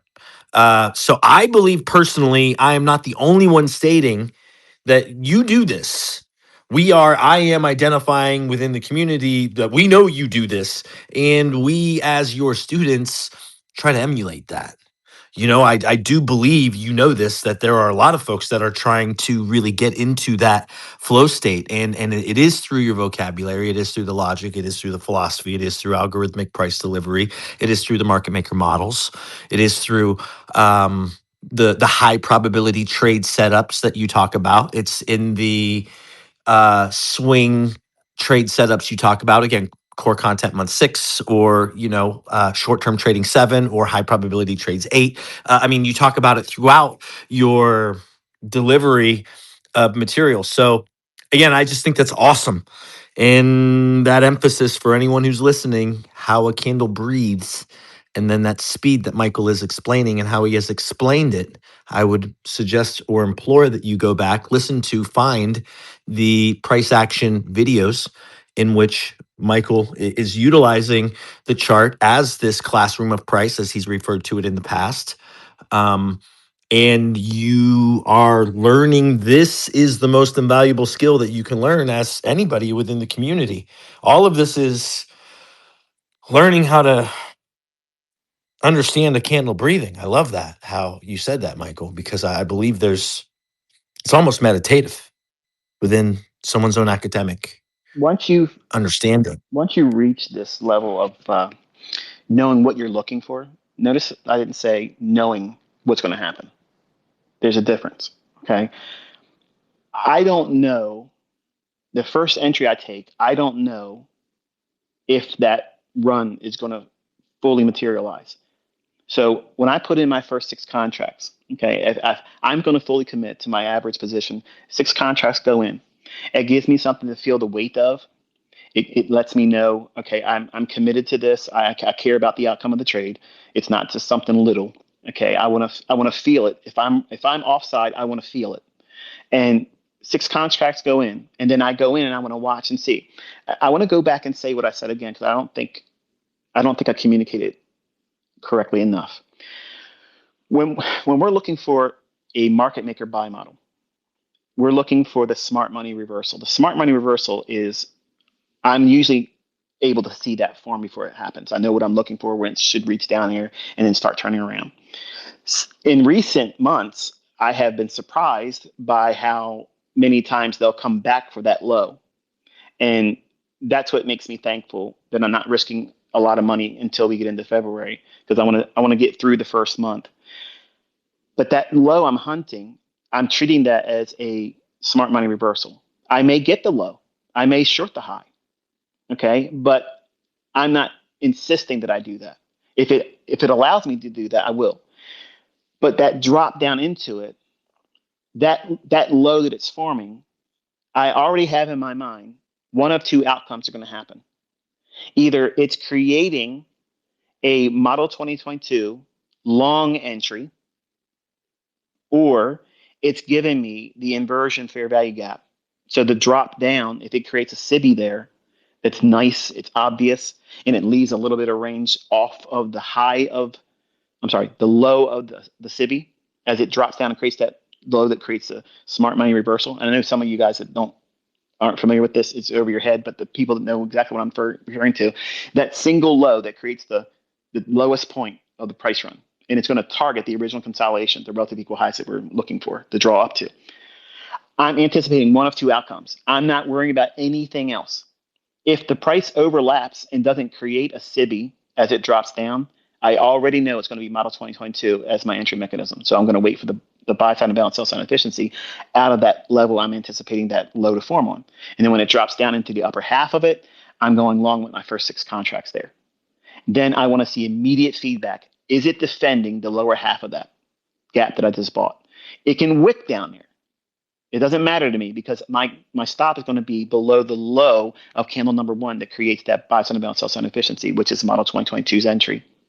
So I already defined my risk. I already know what I'm looking for. And as long as it's defending that lower half with no bodies in the lower half, I know I'm on side. Then the market rallies up a little bit, and then every discount array that would be used as a PD array, I want to see it use the upper half of it, show willingness to spur and run away on the 5 and 15-second chart, leaving little micro gaps that it does not come back and fill. You won't notice this all the time on the 1-minute chart because it doesn't show up.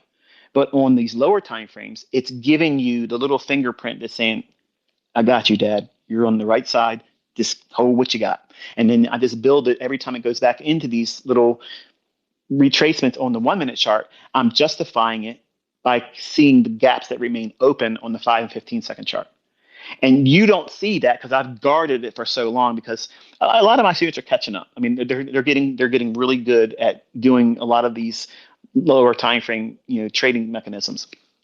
But you have no idea the joy of knowing what you're looking for and the freedom and liberation that you get from having to no longer worry about what am I waiting for? What am I, waiting for something to just materialize that's obvious, but we don't even know what that is. Versus, I know this low should be tradable. It should start running off of that low. It went down to a new week opening gap high. It's the first return back to it.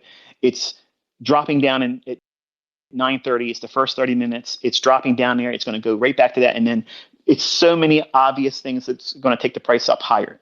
Plus the daily chart's calling for the move higher too. So there's so many things slated for this to go higher. So I'm only looking for justification to get in on a inversion fair value gap, or if there is no SIBI as it drops down, what is it going to be? Model 2022. There's nothing else to concern yourself with.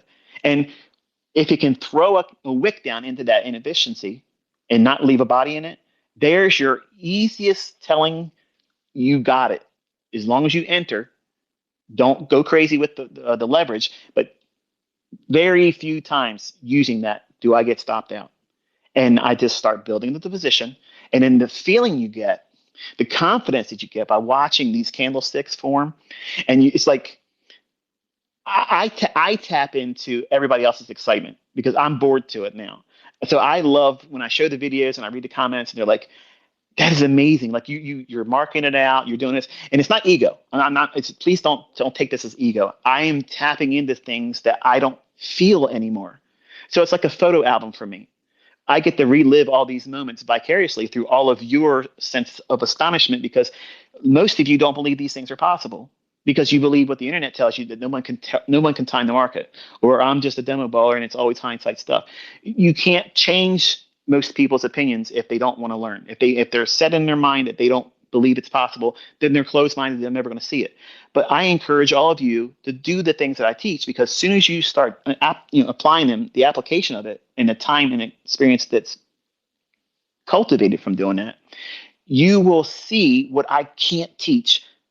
And it can't be translated. Even if I sat over top of the charts live and explained it over and over and over and did it every single day. The only thing that would do is tether you to me, and you would feel a sense of dependency because you wouldn't trust your own, I guess, skill set. You But won't trust your own ability. your methodology and what you've taught, I believe, is very obviously it's apparent that, I mean, you are teaching millionaires. You're teaching people how to read the market. And I will Mm-hmm. just say from all of this, Michael, and just to bring it full circle, within what you've done this year, what you've done in the past, or maybe what you do this year in the future, that flow state of you on the sub 1 minute chart literally just just reading it, as you've talked about so many times. All of us can say countless times, oh, he did it in April of this month, or he did it in February of this year, and can go back of different times where you literally went and read the 1 minute chart. But I think a lot of the newer followers, a lot of the naysayers, a lot of the easy ways for you to just be you is, I'm just saying, like, you it's like your students as well, really. And I want to include myself, like, I really love trying to get into that flow state onto the minute, sub 1 minute chart. And if you're live trading, or you're within that state and you're able to see the market, which you can clearly do with your concepts, with what you've taught, with the vocabulary, with the logic, with the with all of it, right? That's the whole point, with all of it. And it is replicable because you've taught this, and more people than just you are doing it. And that's what we're manifesting, and that's what's coalescing in a much stronger form within technology, and with where and how we can utilize um community in a positive way. This is it. And people are able to see that it is real, that it is possible. And that's the listener, not just for you, as you're saying, Michael. It's like, this is just like, it's old news for you, right? It's not as a big deal for you, but you being able to do this, and then for folks to be able to see that, again, it's magical. And as just someone that gets to kind of narrate or talk about it, or also witness, and has someone who has spent quite a lot of time trying to replicate that skill set. That's the skill set, Michael, that I believe is transferable, that you have communicated on your channel so effectively. And that's how to understand the breadth of a candle. And then your life's work really explains that in so many different angles and perspectives, and ways in which to go about it. So I just wanted to add that, my thoughts.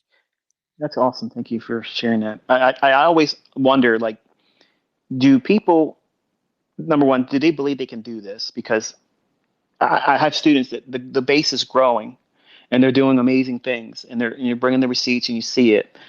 But there's a lot of other people that just want to remain private.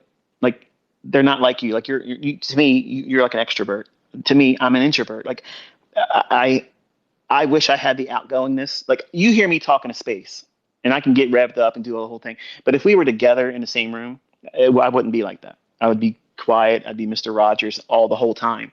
But I find my comfort in knowing that I can present myself in a way where I want to be strong about what I'm sharing, but I don't feel that's necessary if we're in person.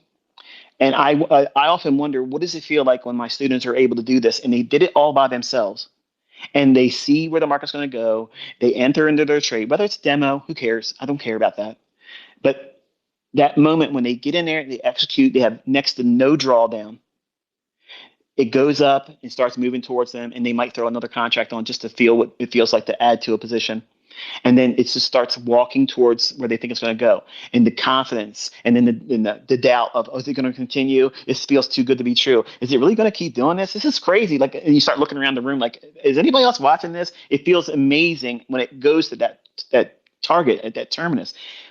Just the first time that you had that experience, I don't think I've ever heard you describe what that. But for someone that spends a lot of time in the charts like you do, and trade and participate in price runs, can you like articulate the first time it felt, what it felt like for you when you mapped out what you thought was going to happen, you engaged with it, and I don't care if it's a demo. I don't No, care if and honestly, to your point, Michael, I honestly believe, and I think there's more flex within the community.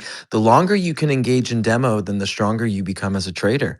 I oh, think you've made that absolutely. very, very clear. I think throughout the embodiment of work, the less that you attach yourself from the results, or the less that you, or the easier you can detach yourself from the charts, which will only come through mass repetition in demo, to where you can walk away from that decision and it doesn't impact you. It doesn't affect the dopamine. It doesn't affect what you would be feeling emotionally. That ability to detach, and it's something you've preached, teached, and been advocating about within the community, and I believe is the flex.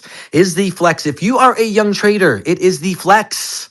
that you do not utilize real money, because the longer that you can go in this demo that Michael is explaining and is asking and imploring me to give greater detail on, when you are, and I will ask that you watch, any of you listening, my live streams. Okay, I tried to emulate what Michael has implored all of us to do. He has implored for years for all of us to step out. And as Michael is saying, I am a little bit more extroverted, right? So I happen to not be afraid of trying to follow the assignment, right? But in the vein of literally going into, I personally, the 15-second chart, I really like it, but I have more peace on the 30 personally, right? So I like the 30-second chart. I've spent a lot of time on all of the sub 1 minute time frames, from the 1 to the 5 to the 15, and I know and I understand the reason why the 15 is the 15, but I still personally, there's something about the 30 that really resonates with me, right? So I like the 30. And when we're talking about price runs, and to your point, Michael, like a really good substantial trade, when you're able to be on a sub 1 minute chart, and the market is, as you've defined, or as we define as a community, in high definition, in which you're able to see every niche detail, every inefficiency, every wick, the body, the formation of the ratio in which the wick forms to the body. And then the next candle, and the next candle's body ratio within its formation of the wicks. And then it's not only just the ratio of the body formation, and then also the wick in relationship to the previous candle as the range is forming fractally, either from that 15-second or a 30-second or 1 minute. And 1 minute's very comfortable because it's a 1-to-1. And you taught that also very, very clearly in understanding price, time, square, the 1-to-1 relationship of time and price, which most folks don't really totally understand, but you learn that over time. Time and price, 1-to-one's relationship with each other, and reading again, like you're asking Michael the skill set that you've conveyed to us, the listener, and I, as being the more boisterous, extroverted student of yours, get to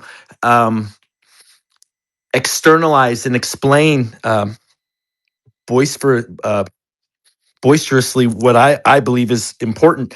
And that is that what you are saying, the breadth of a candle, the ratio, the size of the wick, the size of the body, the inefficiency that forms within the body, the displacement, the size of the wick. And as these are daisy chaining and forming on each other and creating what then becomes structure, and as you've talked about so clearly, microstructure that then creates a macro structure. And you go back to the 2022 mentorship in episode 12, and we talk about intermediate term lows, short term lows, long-term lows, and where and how those form, and the price signature that falls in line with the market maker models, and where and how you can utilize the Fibonacci to get inside onside with where and how you want to read price. And to your point, Michael, the intimacy and understanding the clarity, the breadth of a candle, and that price run of, hopefully, the more you desensitize from being able to add contracts to, being able to be 100% neutral to the outcome, but still be able to watch literally generational wealth print on the chart based on a good decision. Michael, you've talked about low drawdown trades. I try and utilize my live stream to show people where and how I'm in quick and we go, or I'm out quick. So I mean, I'll take a lot of I'll get chopped up a lot, and I don't mind getting chopped up, because when it's going to go, it's going to go. And that, I'm Hmm. looking for that speed, and we need that speed. And you've really talked a lot, I believe, through the breadth of how you talk about a candle, that speed on the arrays that we want to see happen. And if you don't get that speed, then there's a good chance you're not. It's not the right time. You're not on the right candle. You're not in the right. It's not it. Hmm. Anyway, that's what I wanted to say, Michael. I mean, hopefully, I answered your question again. I believe that majority of what many of my students leave comments, or they'll say something on X after I share something, or they done a trade, and they say, I felt a lot of fear with this, and I had second thoughts or concerns about it going to where I thought I was going to go. It was very hard for me to hold to that trade. Um, I'm convinced that if individuals spent more time with these lower time frame charts, not that they have to stay with that as a model or that's what they're going to always use as a trader, but it gives them lots of canvas work where they can spend looking at price action, how the ebb and flow, reaching for liquidity, inefficiency, back and forth, all day long. You could literally dozens of trade setups on a 5 and 15 second chart using a 1 minute chart for your draw on liquidity. And you can micro scalp that thing to death all day long, up, down, all over the place. That's not an invitation for you to go out there and run up a huge bill with your broker with commission costs, okay? Or just go, No, sugar hungry. it's be a student and take a semester and actually be a student in demo and do exactly what you're saying, right? I mean, really, it's like take a semester and study. I believe a lot of your content, Michael, is really taking, if we're talking about a master's degree, if we're talking about 18 months, taking, 6 months to a year in that high frequency price delivery. I believe you have more than enough content that affords the student the ability to do that. And then hopefully once they, I believe very similarly, you start from that high frequency, very low time frame ability to see fractal delivery, that then you can zoom out into these higher time frame arrays. And then you could really follow the, core content month 12 high time frame, economic calendar down through your weekly to daily, and as you're teaching now with the wicks and the importance of grading wicks within a daily intraday range. That's a lot. You say a lot in a little bit of time. You cover a lot of stuff. You got your bandwidth is broad. It's very fascinating to hear you talk about my stuff. It's like you can say a lot of things in a very short span of time. I'm not sure if the audience picks up. I mean, and you're talking my language. I get it, but I often wonder myself, like, are you are you able to be received by the audience because what you're saying is a lot, and that's what makes me the trepidation I have when I talk, and I talk slow. And if you ever listen to me at 2 times the speed, I have this cadence, the rhythm and how I speak. It's very noticeable when you listen to me at 2 times the speed. And I've never heard that in my speaking because I just never listened to it. But I'm very careful about how I say certain things because I'm trying to answer as close as I can to textbook response because the books that I'm writing, I want everything to match what I've said in the past. I don't want to have someone say, well, you said this and that other thing, and it's going to cause confusion and it's going to cause doubt. And I don't want a million emails sent to me when people get the book and read it or whatever and say, well, this is what you said here and there. So I'm very careful about what I say. Now, when I'm speaking passionately, and I usually blue collar language, there's no pausing, there's no cadence there, except for just like what you just say. When you say what you say, it's like full speed ahead, bulldozer. You're comfortable with what you're saying because you know it, you lived it, you've been dealing with it. But as the person trying to make sure that I'm teaching it in a way where I'm not going to cause confusion, I'm very selective on how I say certain things because I want them to match up to what I say at later time. When you have it in text, that's it. That this is what I meant to say. I may have said it incomplete, not by intention, or I may be omitted. Like for instance, when I was doing my space earlier, when I was talking earlier, when I was listening to other people in this space here, it came to my recollection that I didn't really make a point like I wanted to. What I was going to say was, I think that all the stuff that's going on up in Minnesota is going to bleed into the summer months, and they may use this as a reason to not allow the midterms as an election like it normally would be. And that was a point I was going to try to make earlier, but because I was passionate about what I was saying, I went off rails. But when I'm talking about technicals and when I'm talking about my life's work, I bring it down real slow because I want to make sure what I'm saying is number one, as close as I'm going to have it in text, and also what I've already taught in the past. But I don't want to make it hard or complicated because while it's dense, it's a lot of things. Um, it's not complicated. There are some rules, there's some things you have to look for, and you have to be familiar with certain things. So when I say, like for you, you understand right away. If I say, look at a 1 minute chart, do you mind if I basically give an overview of one of the chapters in that book? I love it, bro. Yes, please. Okay. All right.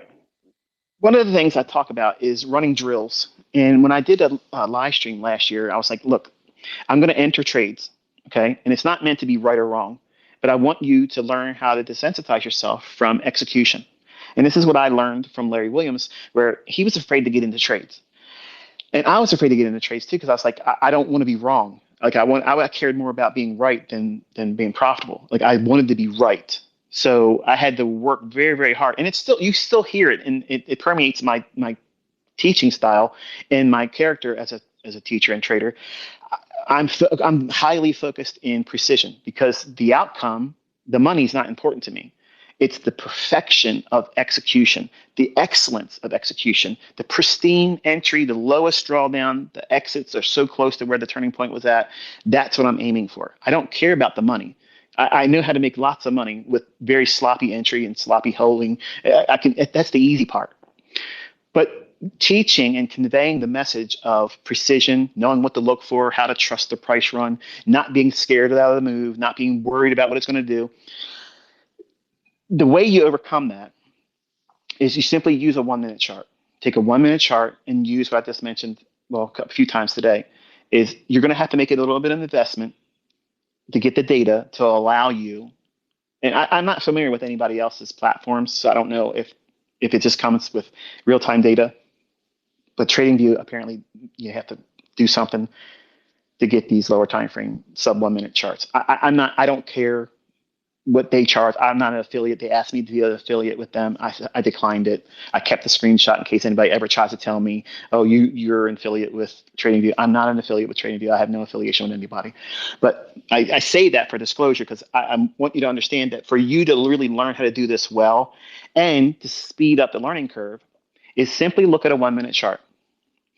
Look for single highs and relative equal highs on the 1 minute chart all day long. As you see them form, mark them out.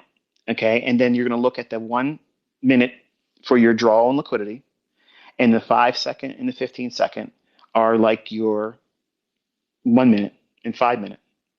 That's going to be like your entry on. You're entering on the 5 and 15 second chart using inefficiencies like the fair value gap.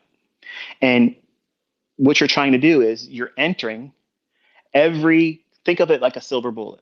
If you think that relative equal high on the 1 minute chart is where the market's going to rip to, and it may only be 10, 12 handles, it doesn't matter. The range has absolutely nothing to do with that. You're just trying to get a feel for every price run, every 1 minute high and low, relative equal high, relative equal low. It's going to go back and forth all day long, all day long. And you're only going to do one micro contract. That's it. You're not trying to make money. You're just desensitizing yourself, getting in, trading it to the run to the high, run out the liquidity. If it continues on, let it rip. Wait for another high and low form, and then look for the other direction and back and forth. And I was basically doing that last year with a live stream. And I was saying, look, this is what you do. And some people came in, they didn't listen to the beginning of the stream. I said, this is not me trying to make money in front of you. I'm teaching you how to do drills. Okay. So you do this for a couple weeks with no bias. You're just doing it all day long. You're going to have lots of transactions. And it's very hard for someone to do this and not feel like the outcome should be way, way more in your favor. By doing it this way, you're not teaching yourself to look for the trade to be perfect. You're not looking for the trade to be profitable. You're not even looking for it to be right. You're just following the procedure of there's a fair value gap and there's liquidity. I'm aiming for that over and over and over again. You desensitize yourself to the outcome. Then what you want to do is after 2 weeks of doing that, you want to apply what you think the daily charts, what direction it's moving in. And then what you'll do is, let's just say, for instance, that you think the daily chart's drawing down to an inefficiency that's below current market price. So that means what? Your bias on the daily chart is bearish. So you think it's going to reach down into that inefficiency. You still are going to be buying and selling with the same drill. Liquidity above and below 1 minute highs and lows, or relative equal highs and lows on the 1 minute chart. You're entering with the 5 and or 15-second inefficiencies. So treat it like a fair value gap, silver bullet type thing. When it starts moving in the direction of the liquidity that you see on the 1 minute chart, and if it's going lower with the daily bias, you'll do 3 micros. Anything that's contrary to the daily bias, you only do 1. Now, what are you teaching yourself? You're teaching yourself to add to positions on side and in bias. But for completeness sake and to keep yourself tapped into the marketplace and teaching yourself continuously that you don't have to be right about everything, you'll see the cause and effect, the actual cumulative experience that you'll get from when the moves are likely to go lower because of the daily charts controlling that. It's the lower time frames are parent and contingent.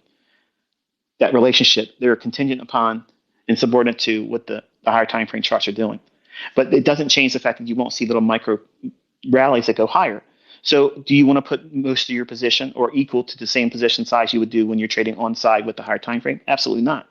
So by having 1 in there when you're trading against the daily bias, you're getting a feel for what it's like to be engaging with that, but you're not putting a number in terms of the outcome that's going to have any real detrimental impact on you. So you're getting, this is what it looks like when I trade against what I should know not to do.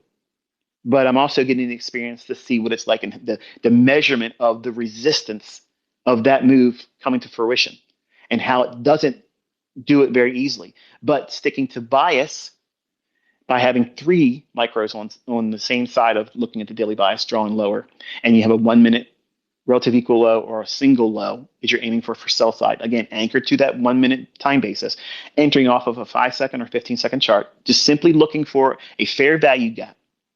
The market drops down, creates the inefficiency, a SIBI, and then it trades up into it. Forms on the 15-second, enter on the 5-second, in case I didn't make that clear enough. That's what you're doing the whole time, all day long. You're going to have dozens and dozens of executions. And what you do is you'll see by not having a bias for 2 weeks, you have experience entering. You don't care about the outcome. You're just following the rules. There's a fair value gap. There's liquidity. I'm aiming for that. If it misses, who cares? It ain't going to do anything to you. It's not going to kill you. If you're doing with the NASDAQ, you're trading with $2 a point, and it's a demo. It's not even going to hurt you. But what you're doing is you're forcing yourself to execute. What rules? This is what I'm looking for. This is all I'm looking for. It's liquidity. It's going to run there or it's not. If it's going to stop me out, it's not going to stop me out with a big stop loss. And I'm getting experience executing. I'm looking for this. I'm looking for this. And when it's forming, I'm taking it with no bias at all. On week 3 and 4, you're applying the daily bias on the daily chart. What do you think it's drawing to? Which, obviously, you know what that means. It's either going to go to a higher low on the daily chart or it's going to go to an inefficiency. Where is it reaching for on the daily chart? When you apply that for week 3 and 4, doing this same drill and only doing 1 micro against that bias, but using 3 with it, then now you're going to get a measurable baseline of this is what it looks like trading against the bias with the least amount of leverage. How many times was that right? What's it going to teach you? Stick to bias trading. If you're brand new, don't try to trade against it because you'll have cold facts, data that you can support. This is right here tells me, yeah, there's a few times it probably worked out well, but chances are you're not going to find that one. You're taking every single one of them that forms with this drill. You're doing a laboratory experiment where you're spending all of your existing time that's available for you to be in front of the charts doing these things. It will completely change the whole outlook of what you're doing. You won't anymore have the outcome of it has to be in my favor. I have to be right. You'll discover that it's fun. It becomes entertaining. It's relaxing because you've done it so many times before. You know what you're looking for, but here's the caveat. Because of you watching that 5 and 15-second chart, and what I was saying to you earlier, by when you're looking for price to run in a specific direction, when that 5 and 15-second chart starts leaving gaps that don't want to fill, and they are behind where you were expecting price to move from to your 1 minute draw on liquidity, that information, that insight that you're drawing from these over and over copious examples of constantly putting yourself in there, doing it, you have no idea the advantage of having that. Once it's instilled in, it's like riding a bicycle. I personally haven't rode a bicycle. Let me see. 2018. I know how to ride. Decade? Yeah, yeah. I mean, I know how to ride a bicycle. So yeah, it's been like 8 years for me. So 8 years it's been since I've been on a bicycle. But I'm confident that if I got on a bicycle, I know how to ride it. Well, once you pick up this skill, it's like it only takes a day or two for me to get back in sync with the marketplace because I know this is the skill set I tap into. But once you feel this, once you know what it looks like, it's like you have this rhythm that you plug right into. All it takes is a day or so for me to get like if I spend the whole holiday season away from the marketplace. When I come back, I always used to tell my students, okay, look, give me a day or two. I'm a little rusty right now. I just got to get the feel and the rhythm what the market's doing. That's not me saying I got to see if this stuff still works. I personally have to plug into what it's doing right now. And I watch the lower time frames. I do lots of demo trading. I push in all these different types of strategies on the lower time frames, and then immediately I get a feel for okay, this is what it wants to do. And then I'm dialed in, and then everything I call for was behind a paywall, and they'll tell you I was in the high 90%. Every time I come out forward and publicly tell in live streams, I'll go on other people's live streams, say, watch this level, note that, and then I'll come back and I'll show you an example where I actually use that level. It's applying same strategies that I've already talked about, but what I've said today is like a wonderful help. It helps build it. First of all, let me tell you the benefits of it.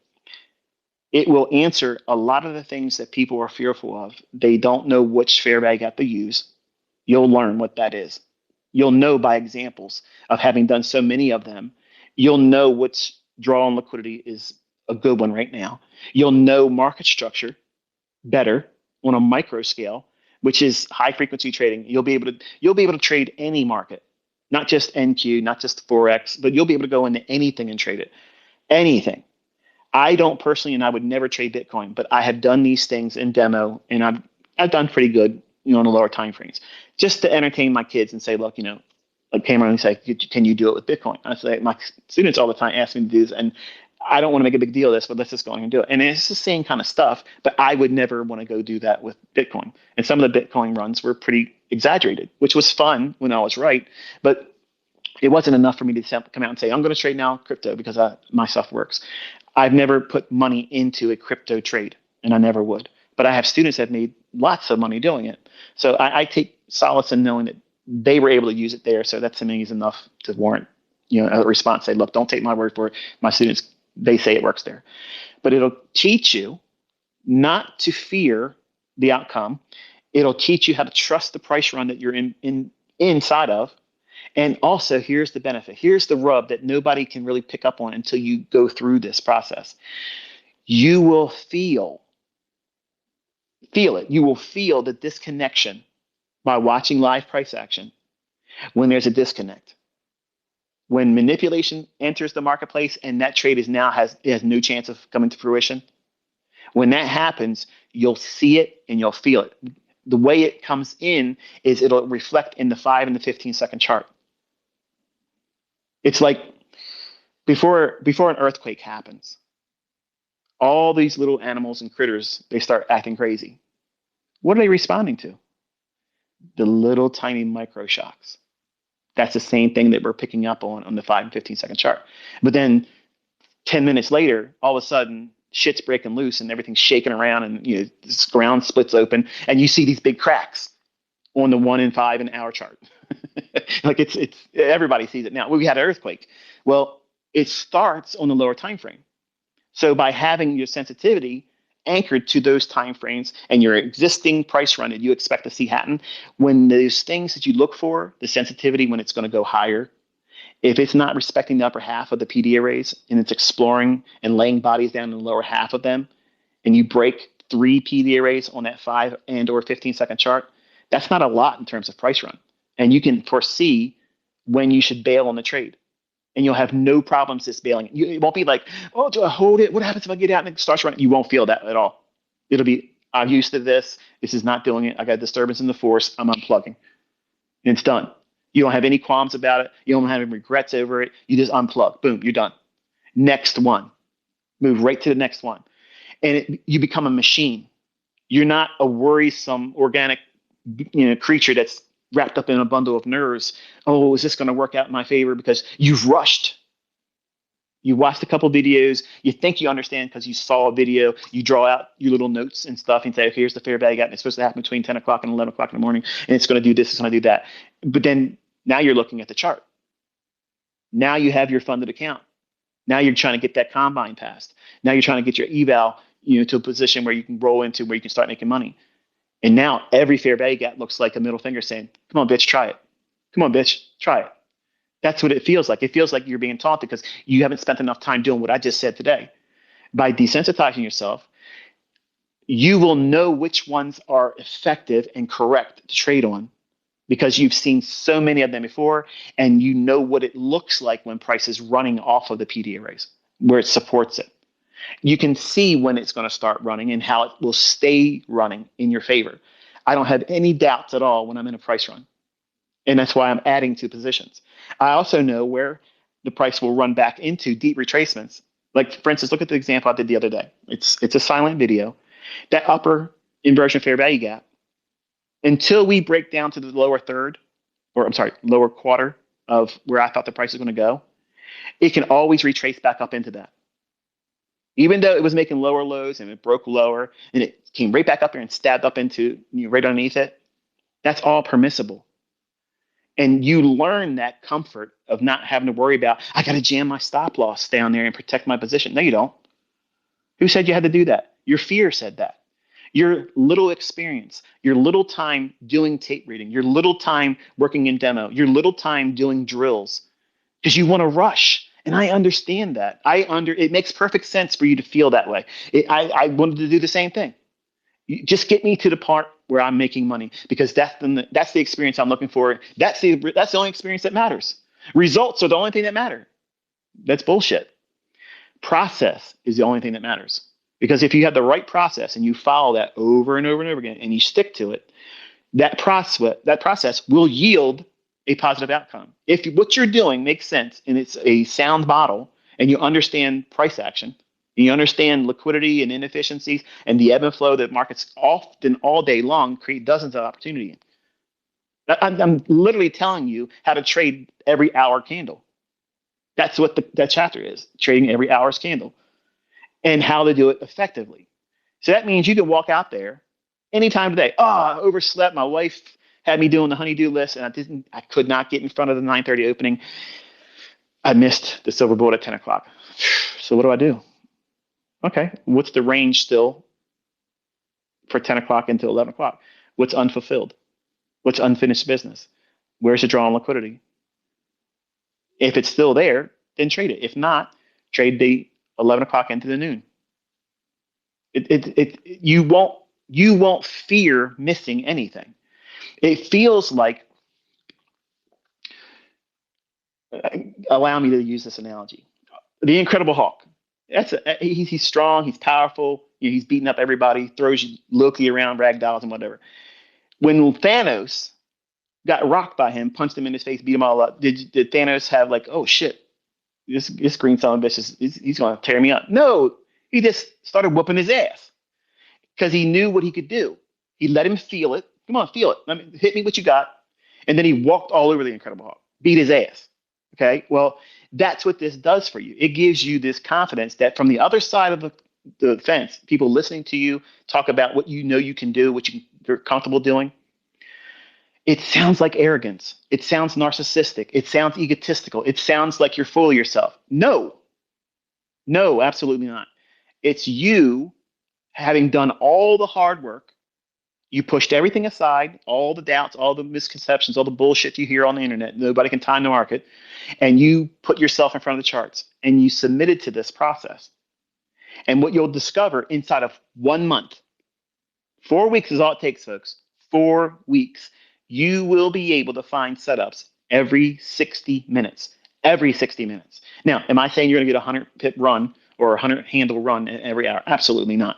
But you can if it forms it in terms of the opportunity of range expansion, if that's what you're looking for. But I'm talking about bread and butter, pay your fucking bills, get your grocery money. Every hour, you can find a setup like that. Now, what happens when you say, this is wonderful, but I only have 1 hour a day to trade? My life doesn't afford me any more time than that, then you do this in that 1 hour trading. And you don't worry about anything else I've taught. You don't worry about what my other students are making money with. I don't care if it's millions of dollars, they get the highest payout. I don't give a shit. That's not you. That's not an invitation for you to do what they're doing. You still have to find your niche, your place in this. And it's going to be unique. But that ain't all you'll ever be. Right now, this is what you have. You only have an hour or whatever it is the time. Or if it's whatever day of the week you're limited to. Who gives a shit?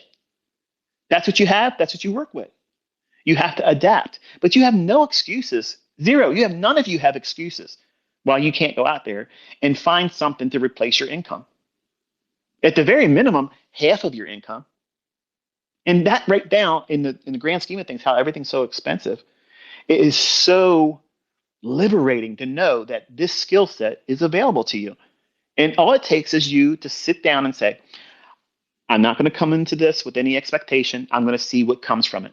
This is what the rules were. This is what I'm going to submit to, and I'm going to keep a log of what it is. How many handles or how many pips, regardless of whether you're trading, forex or index futures or commodities, it doesn't matter. You keep a running log of this is what I did. I went long. I did one contract of a micro contract, and it was a fair value gap here, there. And it's better for you to see this at the end of the week and reflect on it and take screenshots. Really treat it like a lab experiment, like you're in college. Okay. And I don't want you emailing me this shit because so many people email me and say, what do you think about this? Like I'm grading them. Like I don't have time. If I did that to everybody, I would never get anything done. So it's not, I'm not trying to be ignorant or dismiss everyone, but it's for you to keep this information.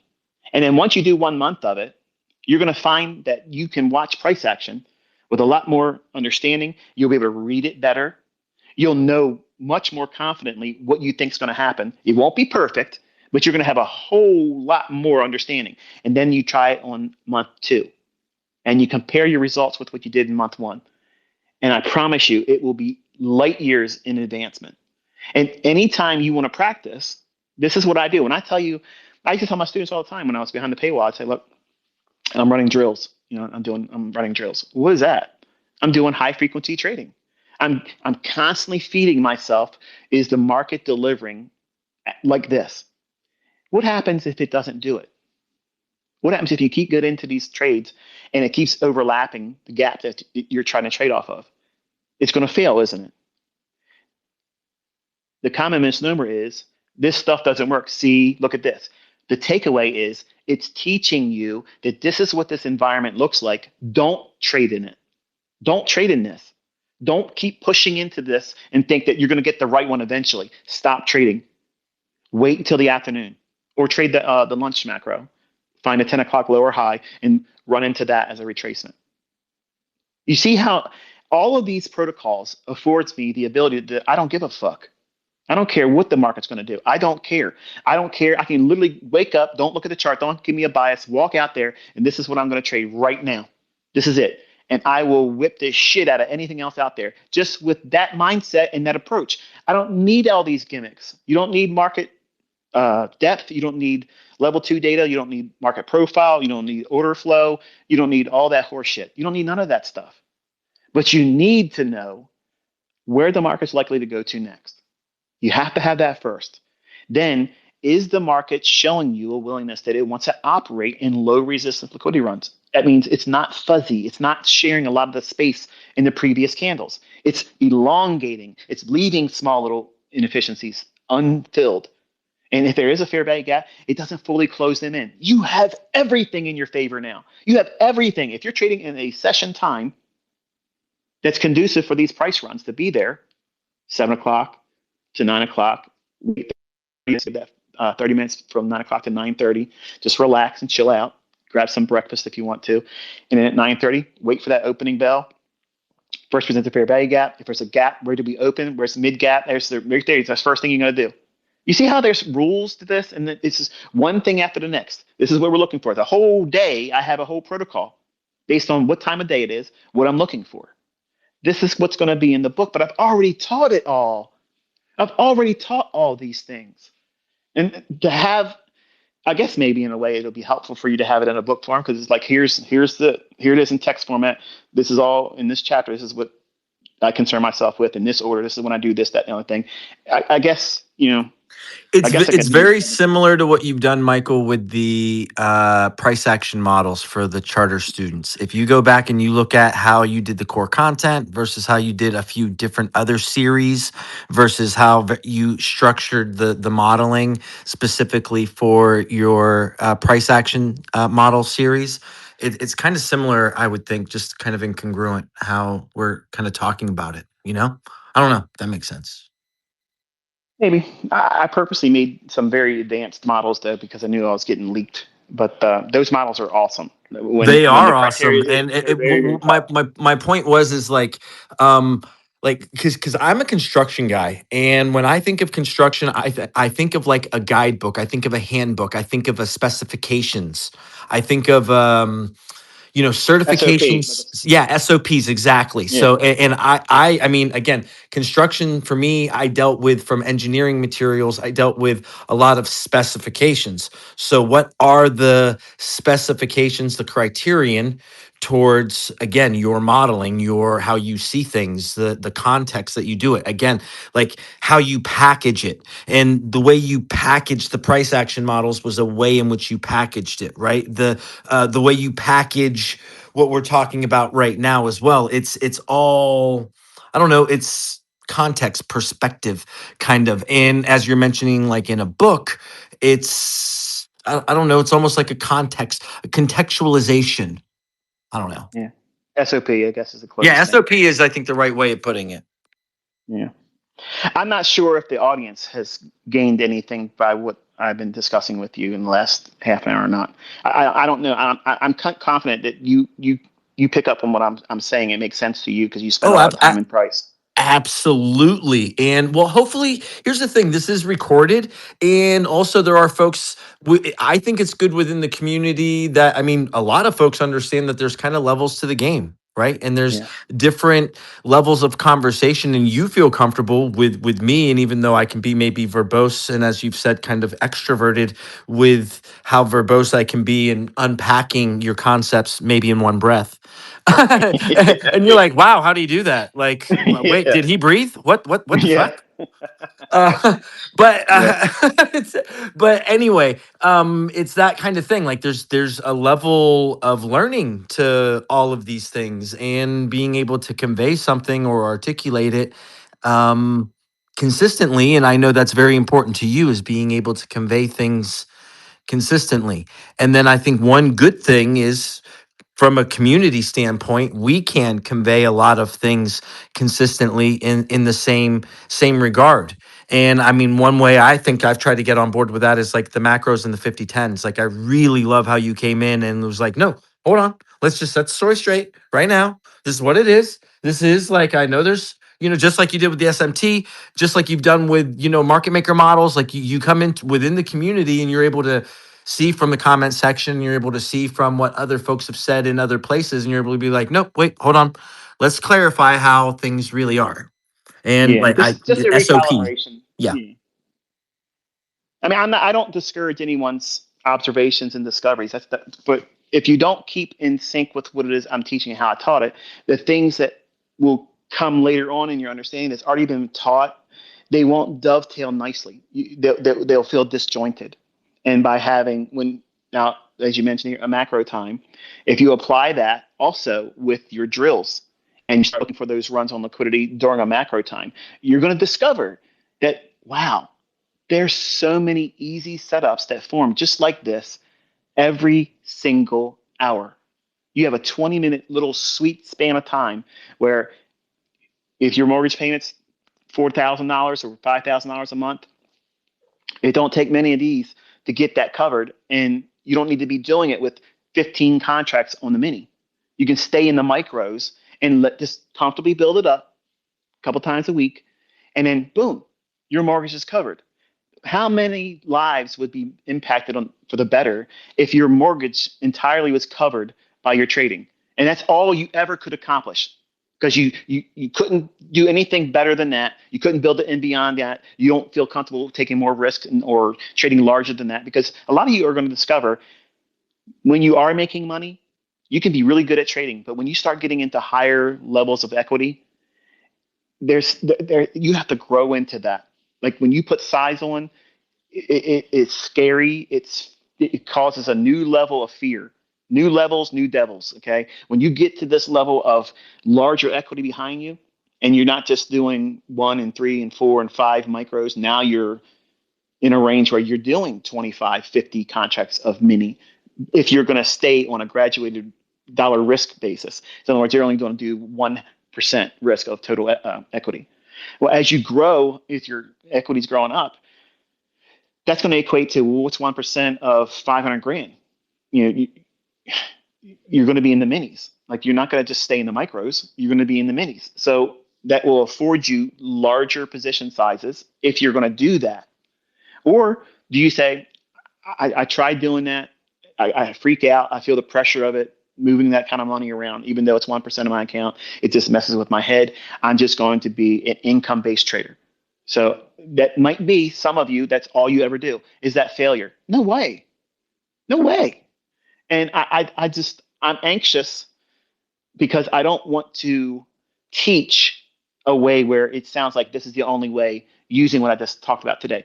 It allows you to bring your own personality, your own walk in life, your own circumstances, what you have, your own financial circumstance, your marriage, your relationship, your dependencies, all these things, your business, your work, your university schedule, everything. This allows you to plug and play that, and there's no excuse. You can say all you want that you can't do this, you can't do that, but if you got 1 hour a day, you can trade. Yep. That's it. And 1 hour like the trade. hour, I love that. And I mean, I'm trying to follow that assignment. And I mean, we have a TBR macros indicator that goes over hourly macros. And I mean, I'm trying to show that within how I live stream as well, following that assignment. And I believe that's really great within 2026, or at least that's really good. A way I feel like in following the assignment, and I love that is, I mean, the hourly macros are really it, right? Like, I mean, that's your daily bread.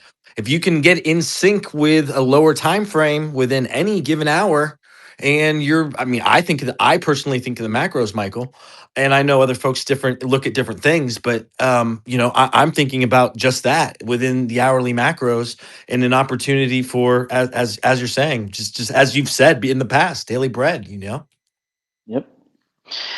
Well, listen, Guy, I have had fun today. I've had an opportunity to spend time with you, break bread with everyone, hang out, listen to everybody's opinions and whatnot. I learned a couple things from a couple of the students and what they were supplying in terms of how they would look at certain things. I didn't get as many things as I was hoping to hear from other people, but the things I did get, I'm thankful for it.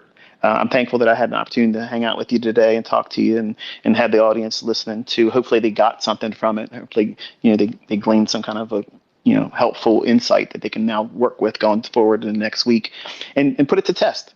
It's get the data, pick it up, see what it looks like in your hands after 2 weeks, and then watch 3 and 4th week doing the same thing, using a daily bias. And if you want, I will tell you daily bias each day, but I won't tell it to you until